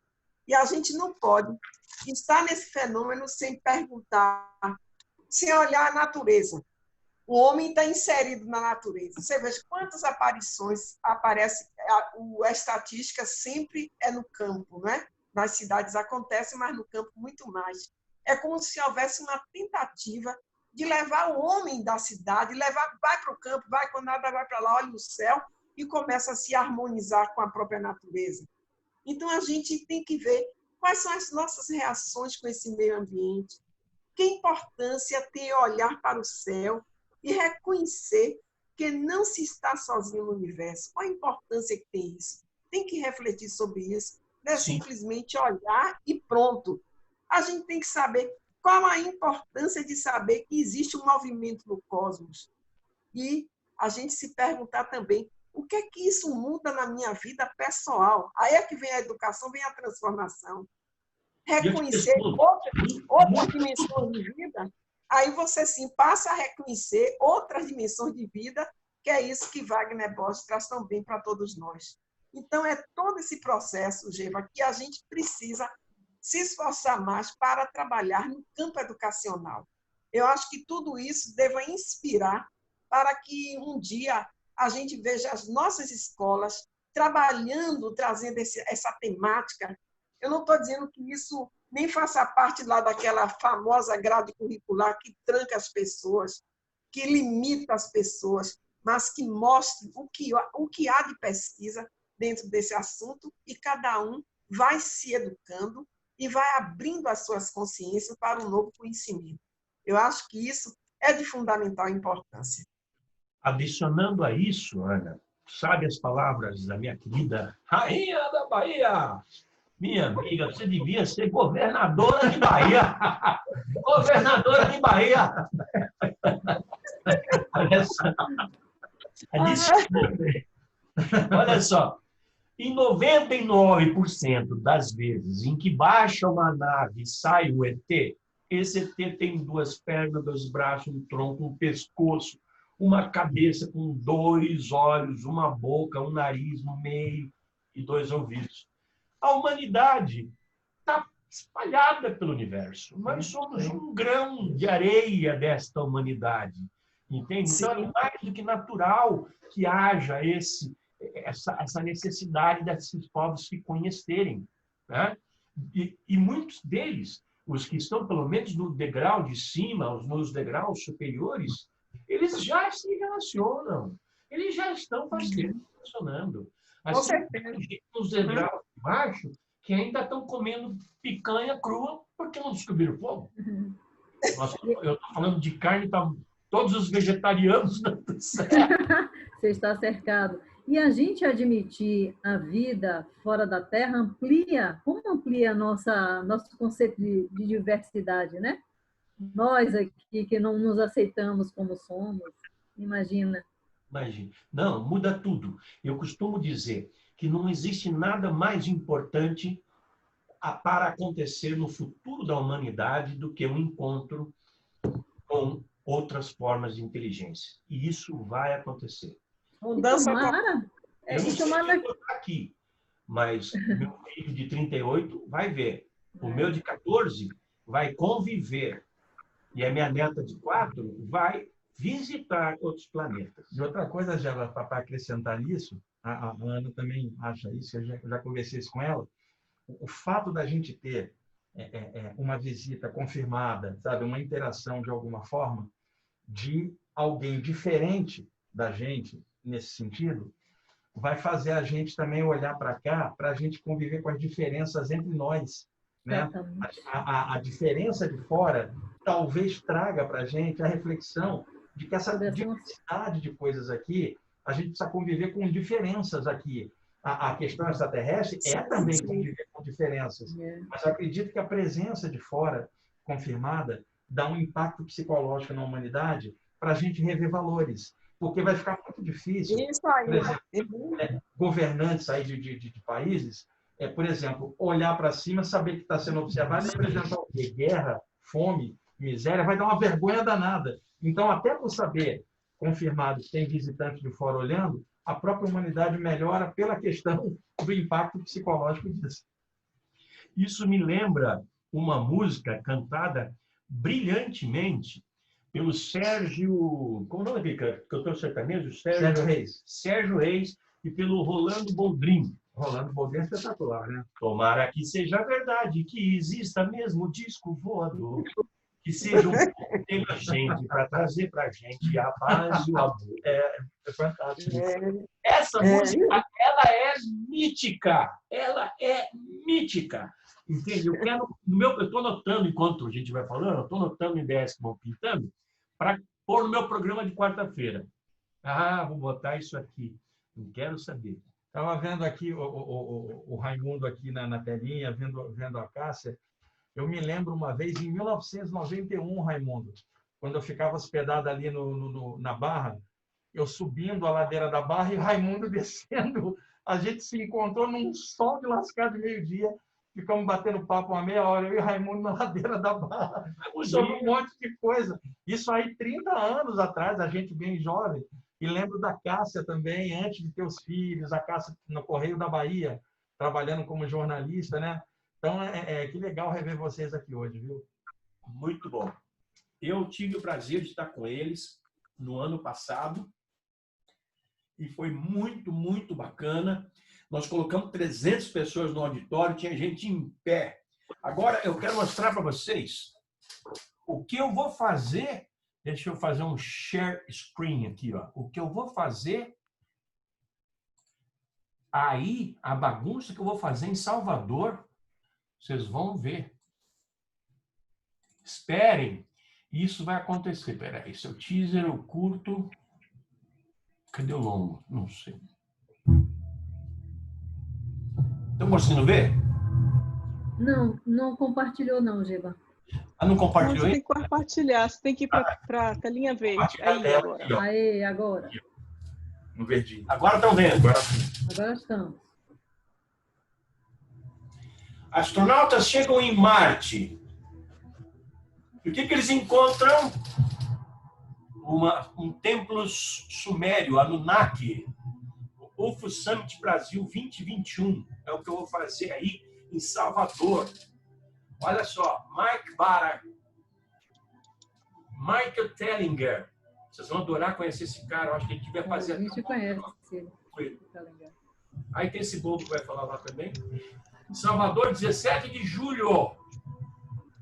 O Summit Brasil. Vai, Mike Tellinger, da África do Sul. É Michael Tellinger, da África do Sul. Exatamente, Stop Sharing. Que é um camarada, ele é criador do projeto Ubuntu. É lindo. Ele é lindo, o trabalho dele é espetacular. Ele esteve aqui naquele período, Givaé? Ele já esteve aqui no Foz, eu já trouxe para o Brasil uma vez. E ele veio aqui em Salvador, lembra? Quem? Ele, Michael. Michael Tellinger. Veio aqui em Salvador. Eu já veio. Michael Tellinger tem São Paulo. Veio. Naquele evento internacional que você fez, você levou ele em alguns estados e veio aqui em Salvador. Não, eu não levei ele. Você não veio, não. Ele que veio. Ah, tá. Pode ser que foi um evento seu que ele participou. Ele veio para o Fórum Mundial de Ufologia em Foz do Iguaçu e depois ele foi para aí. Vários estados. Isso. Eu até... São 9h26. Vai ter alguma pergunta aí público, gente? Tem sim, olha, eu tenho algumas perguntas aqui do Facebook, pessoal que está assistindo no Facebook, posso trazer, Geba? Claro. Olha só, o Everton Calisto, ele pergunta, quem sabe mais sobre os UFOs, a NASA ou o Vaticano? Boa pergunta. 10 vezes mais do Vaticano. Ótima pergunta. Essa é fácil. Ele fez uma outra pergunta aqui, viu? Ele está perguntando assim, ó, milhares de pessoas desaparecem no mundo todo sem deixar vestígios. Será que algum desses desaparecidos podem ter sido vítimas de extraterrestres? Vítimas? Eu não diria vítimas, mas, sei lá, levados, né? Veja, até 1975 ainda era divulgado um número da quantidade de pessoas que desapareciam por ano da face da Terra e que nunca mais apareciam. Né?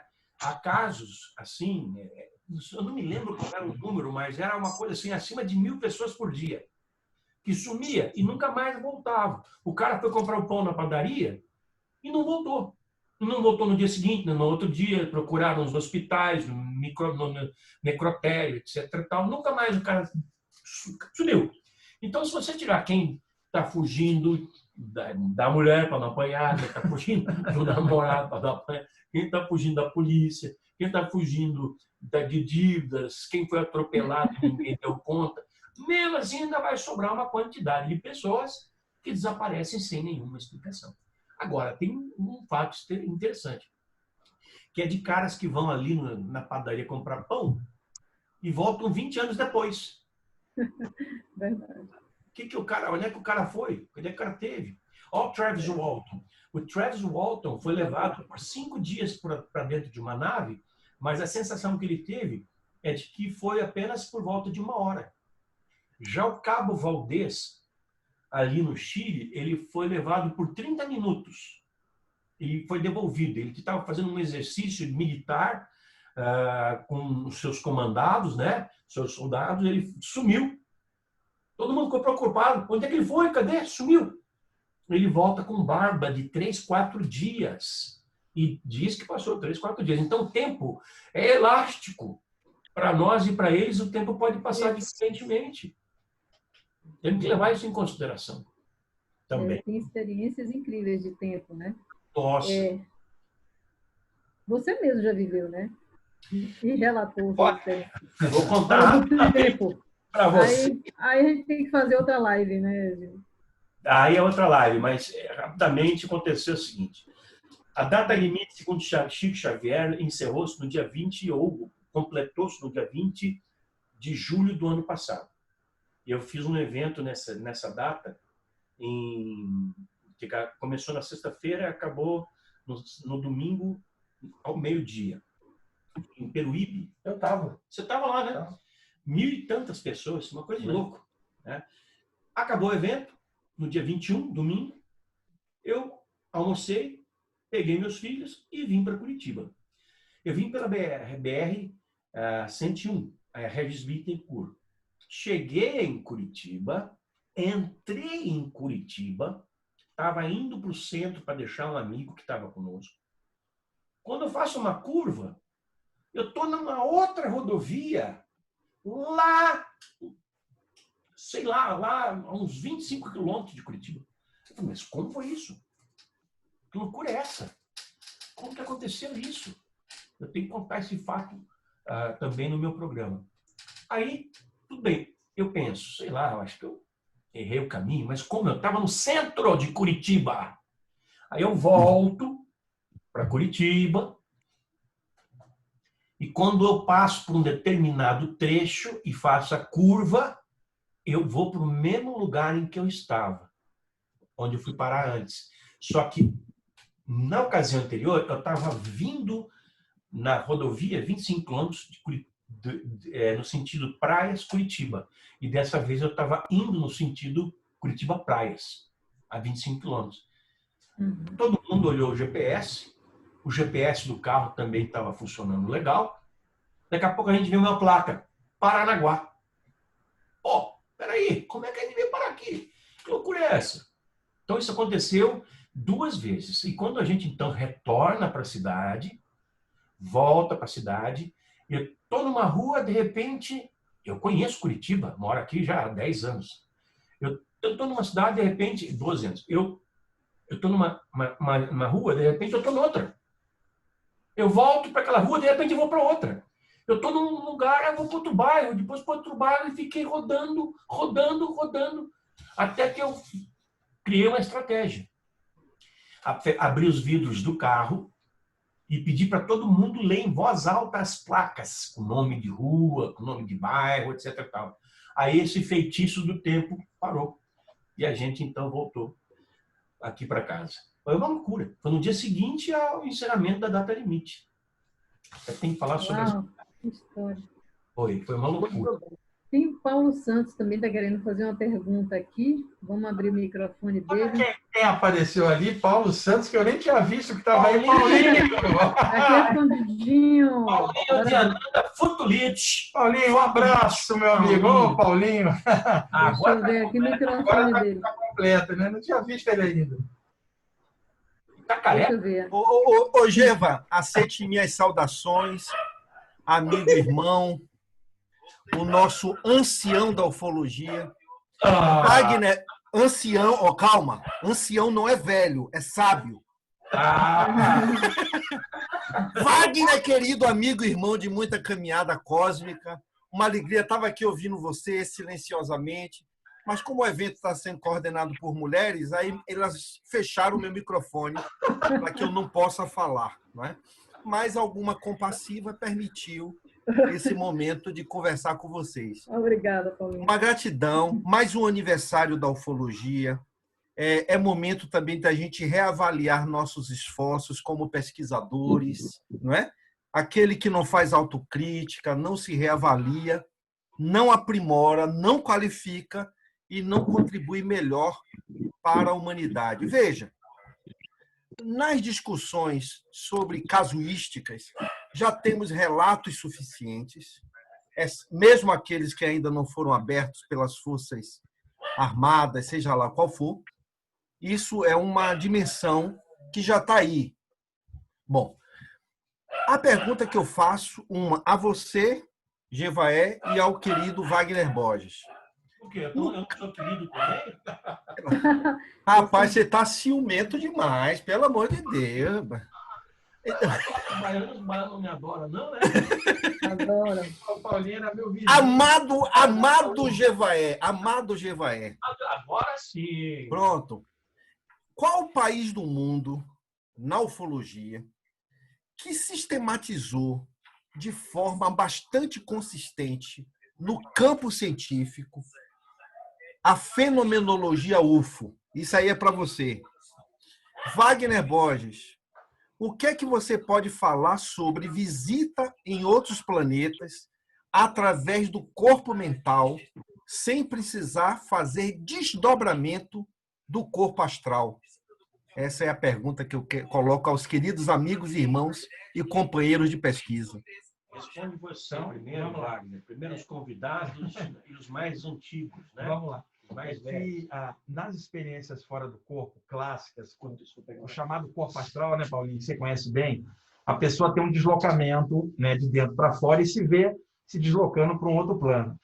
Acontece que o corpo mental da gente não sofre ação do tempo nem do espaço. Não dá nem para a gente falar que o corpo mental deslocou para dentro ou para fora.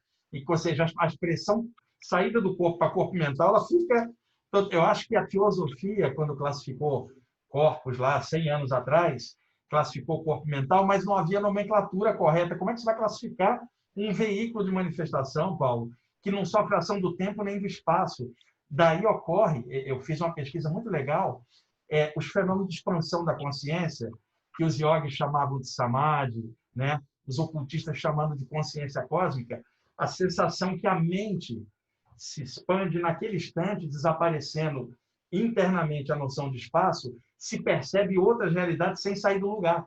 Acontece que isto que ocorre aqui na meditação, a expansão, pode ocorrer durante uma projeção astral, a pessoa está fora e ter a expansão fora do corpo também. E a experiência do corpo mental, direto da percepção de outros lugares, sem sair do lugar.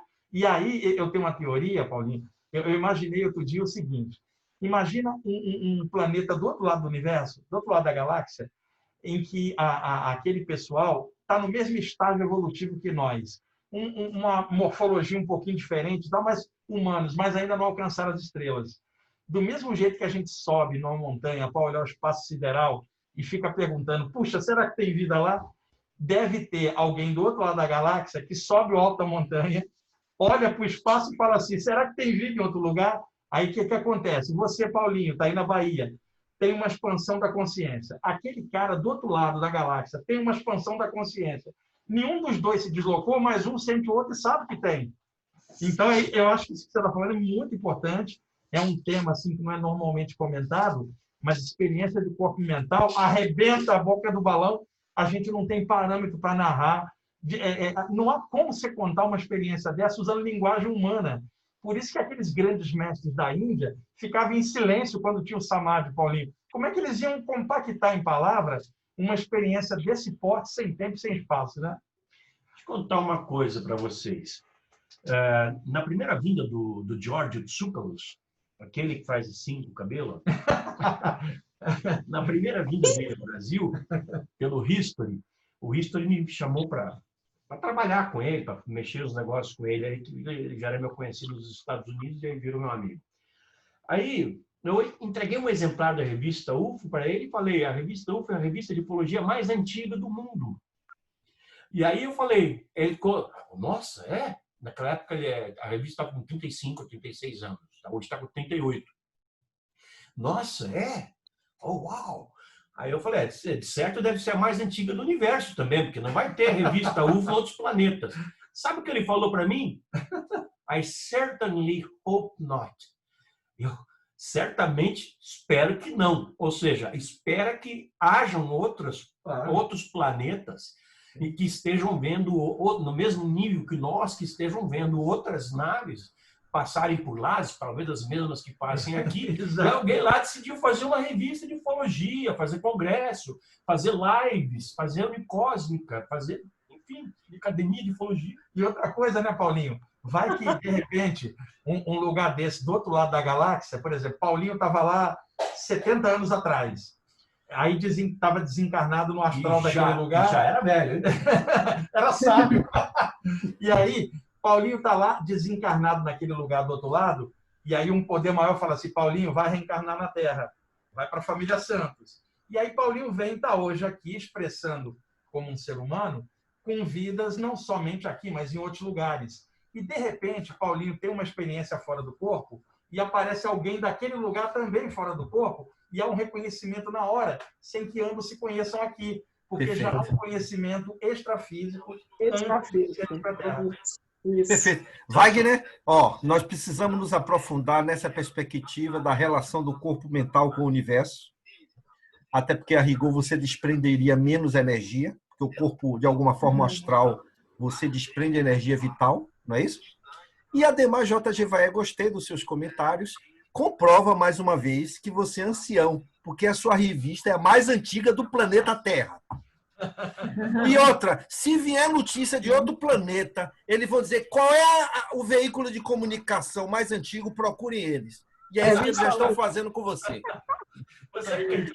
Quando eu comecei a revista UFO, não tinha computador, cara. Não é que não tinha internet. Não existia computador, não existia impressora a laser, que hoje todo mundo tem. Não existia celular.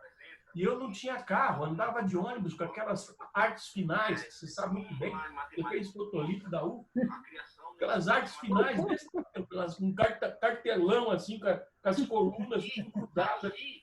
Ai, nossa, que eu já passei. Quanta caixa de revista eu já carreguei. Eu quebrei a revista 6 ou 7 vezes. E nunca desisti.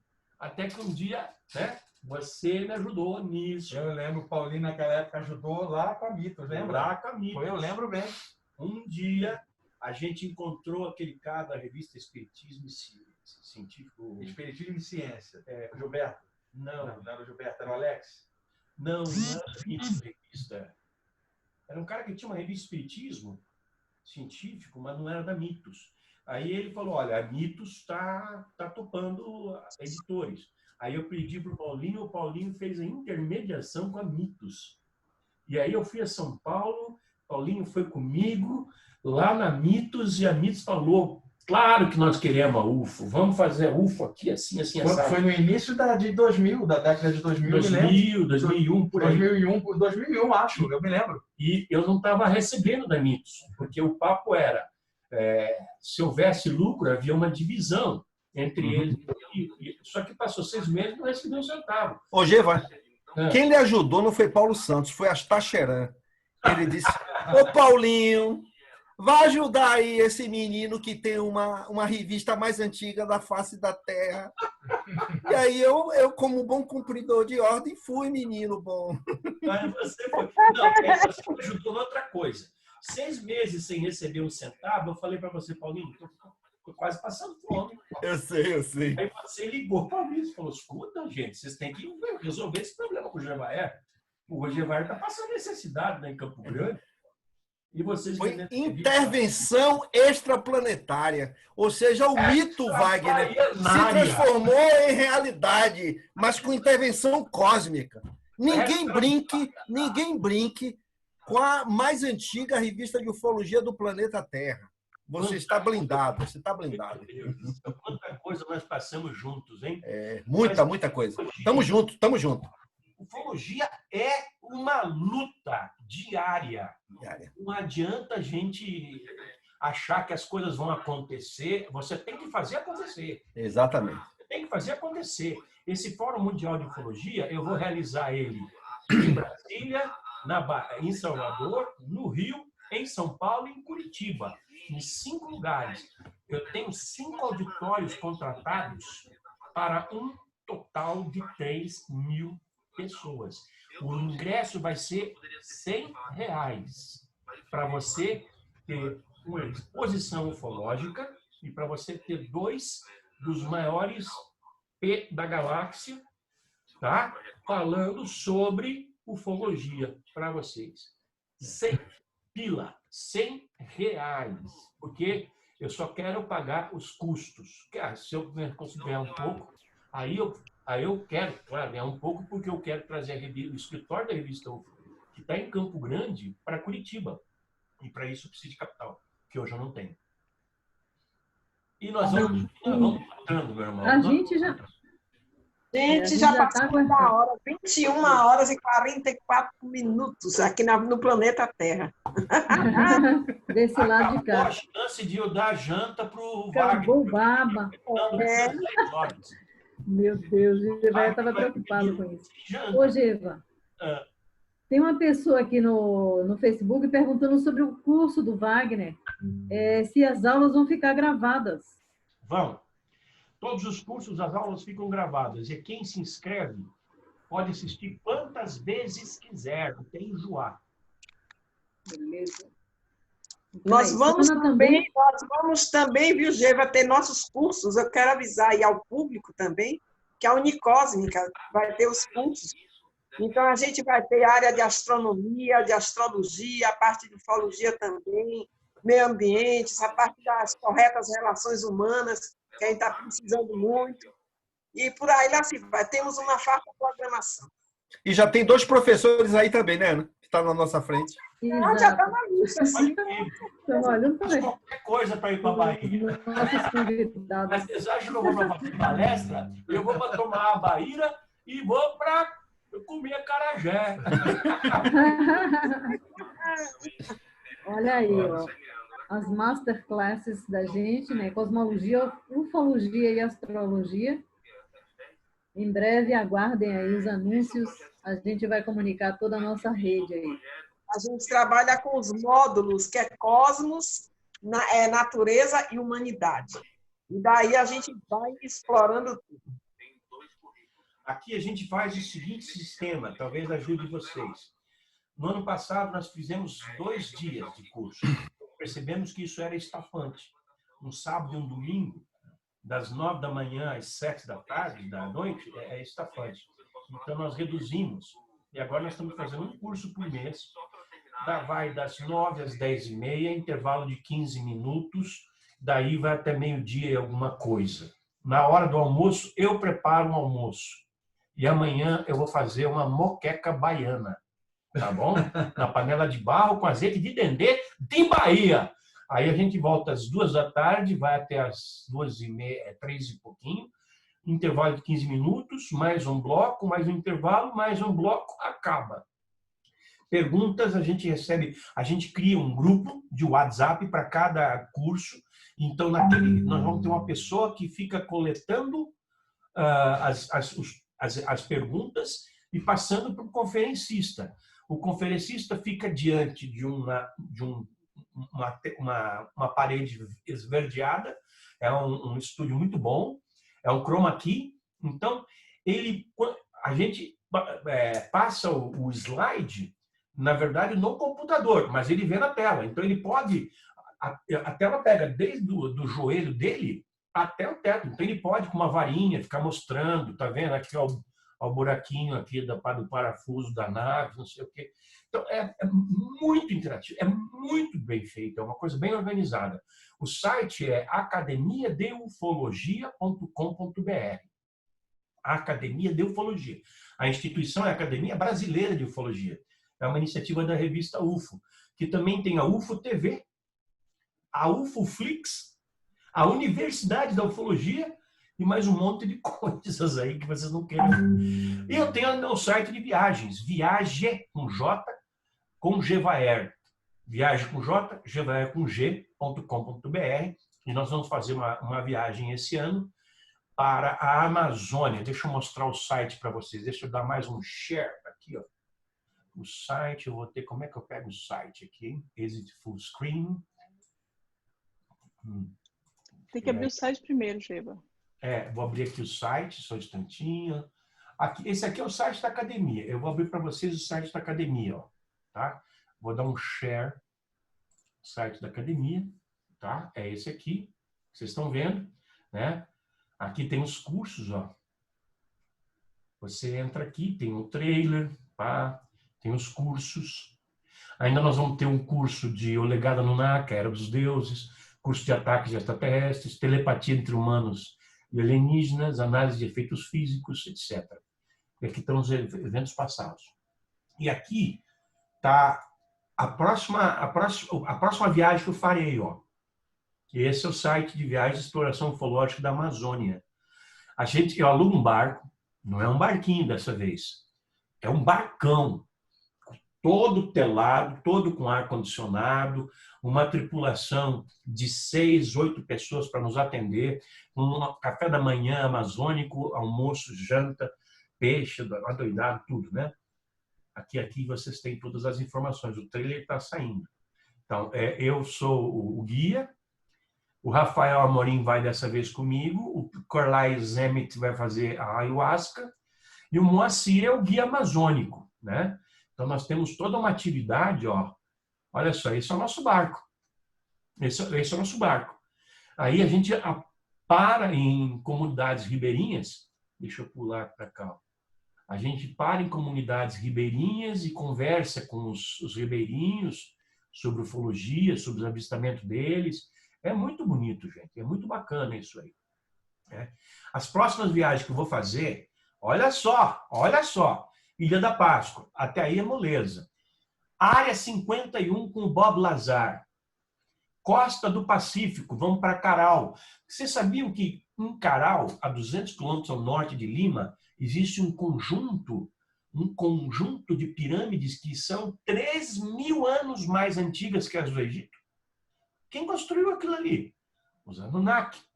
Pois nós vamos ter uma pesquisa em Roswell, pesquisa dos agroglifos e ainda tem uma viagem para Tunguska. Esse site aqui, ó, você vai lá no viagem.com.br que você vai encontrar. Agora, não estou fazendo propaganda, não. É que eu gosto de mostrar mesmo as coisas que eu faço, porque eu faço para a minha comunidade. Olha o trailer do evento que eu vou fazer em São Paulo em novembro. Sinta o drama.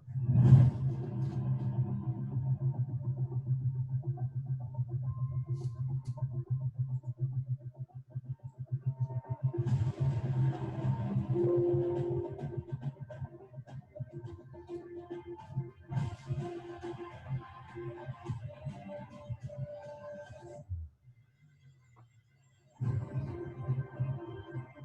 26º Congresso Brasileiro, pela primeira vez em São Paulo. O Travis Walton e o Jim Peniston.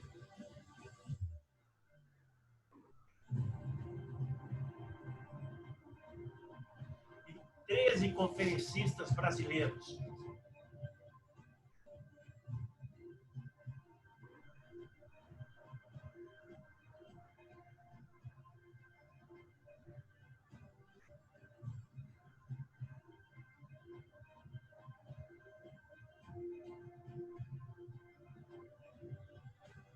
O Wagner aí! Escuridão. Fantástico ver, hein? Eu acho maravilhoso. Show de bola, não dá uma emoção de ver? Dá, perfeito. É o Luciano da música, cara, um gênio. O Alien andando, ele que fez essa animação dos aliens andando na fazenda, na mata.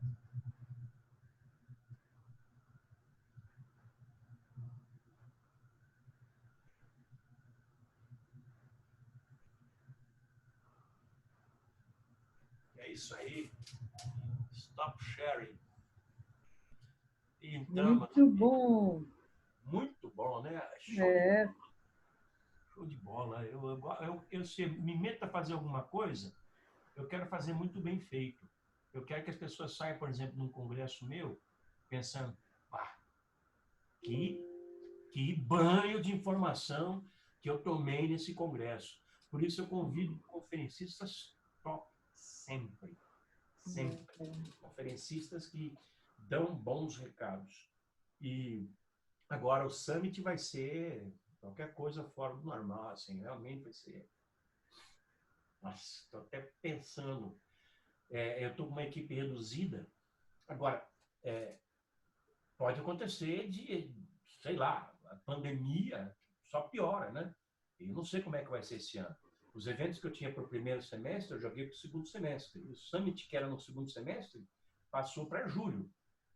Será que a pandemia melhora até lá, Ana? Olha, eu ia para o Japão agora em maio, eu tinha até falado com o Geva. E aí adiou também para maio do ano que vem o Japão, ia para Portugal também em setembro, adiou tudo, e Estados Unidos, né? Então, eu também tenho escalas de eventos em vários lugares, um na Itália que era para ser agora, um em Barcelona em setembro, no Chile, nos Estados Unidos. A coisa só piora. No Brasil, o número de, mudando um pouco de assunto, né? No Brasil, o número de mortes cresce assustadoramente todos os dias. Nunca tem um dia menor que um número menor. Eu não sei o que vai ser disso. Eu não sei o que vai ser disso. E os políticos só pensam, tem gente roubando. O Dória roubando, gente roubando, com respiradores superfaturados, roubando com a desgraça dos outros. Que é o ser humano, gente? Aí a gente pensa, por que os ETs não fazem contato? Pelo amor de Deus. Eu lá. Eu tenho um vizinho que toca, dá tiro para cima, eu vou lá fazer contato com ele? Não, vou ficar longe dele. Tomara que quando a gente for para Marte, a gente já vá com outra consciência, né? Tem que ser. Se utiliza esse coração aí. O que tem que ocorrer é uma mudança drástica na forma como a gente vê o mundo. Quando as pessoas me perguntam, Gevaer, o que a gente precisa para... A gente vai ter o contato, vai acontecer, vai ser traumático. Não tenha dúvida. Qualquer coisa é traumática. Assim, qualquer mudança radical, como, por exemplo, uma mudança de estado, uma mudança de cidade, um divórcio, perder o emprego, essas coisas todas, tudo isso é traumático e causa um dano, um estrago, inclusive, às vezes, na alma da pessoa. E o contato extraterrestre, ele vai ser traumático. Qual é o segredinho para não ser tanto para cada um de nós? É aquela mesma receitinha para diminuir a diarreia de criança. Água com açúcar e sal. Eu explico. É uma coisa simples. A receitinha é a gente ser boa pessoa, bom indivíduo. Eu tenho que ser bom indivíduo para minha família, para os meus vizinhos, para a minha comunidade. Eu tenho que ajudar os meus amigos, a minha família e a minha comunidade a também serem boas pessoas. O segredo é a melhoria interna do ser humano. Só assim você vai passar por uma experiência de contato com menos trauma. E é claro que depois que o contato ocorrer, evidentemente que o trauma inicial, ele passa. Você acaba se adaptando. E aí vai vir o porvir. Chico Xavier previu que até mais 25 anos depois da data limite, portanto até quase 2050, haveria um período de ceticismo, um período complicado para a humanidade. Mas a partir daí, nós teríamos uma abertura de consciência que nos permitirá outra coisa, ter uma outra forma de entender a humanidade, porque simplesmente não pode ser dessa maneira. Não pode ser como nós estamos fazendo. Nós temos que mudar a nossa forma de pensar. E a ufologia tem muito a ensinar a cada um de nós. A ufologia tem muito a ensinar a cada um de nós.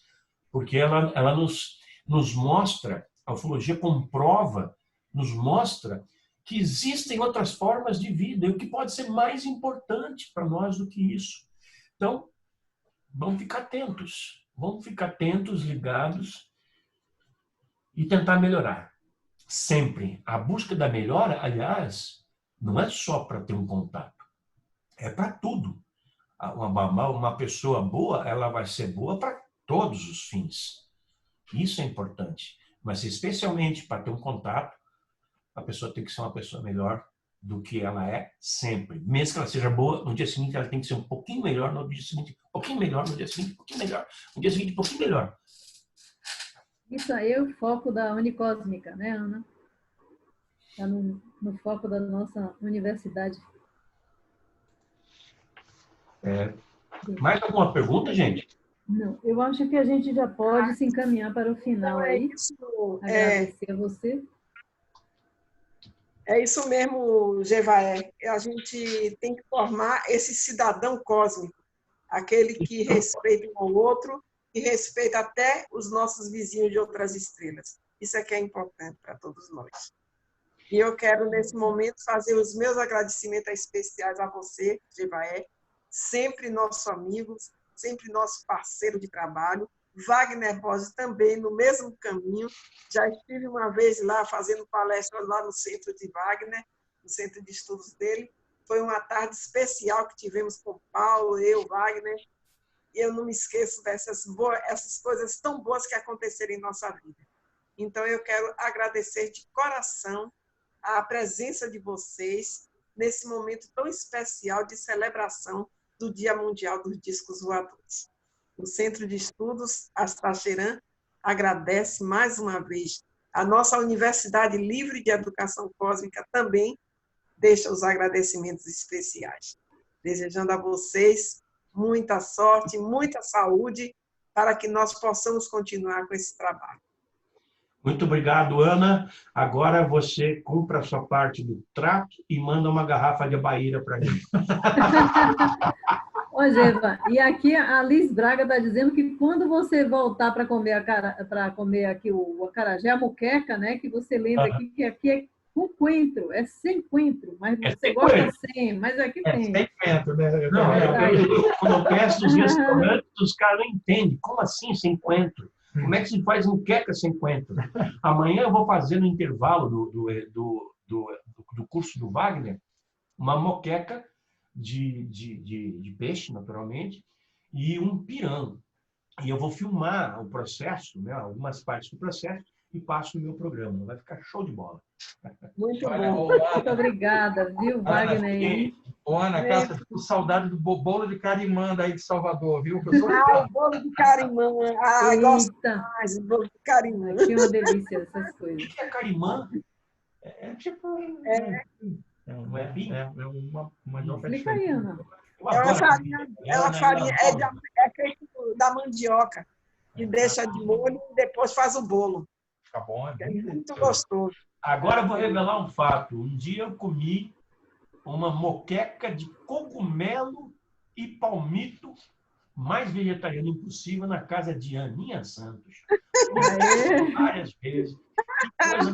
Ela conseguiu fazer uma moqueca de cogumelo, um cogumelão desse tamanho, né? Champignon.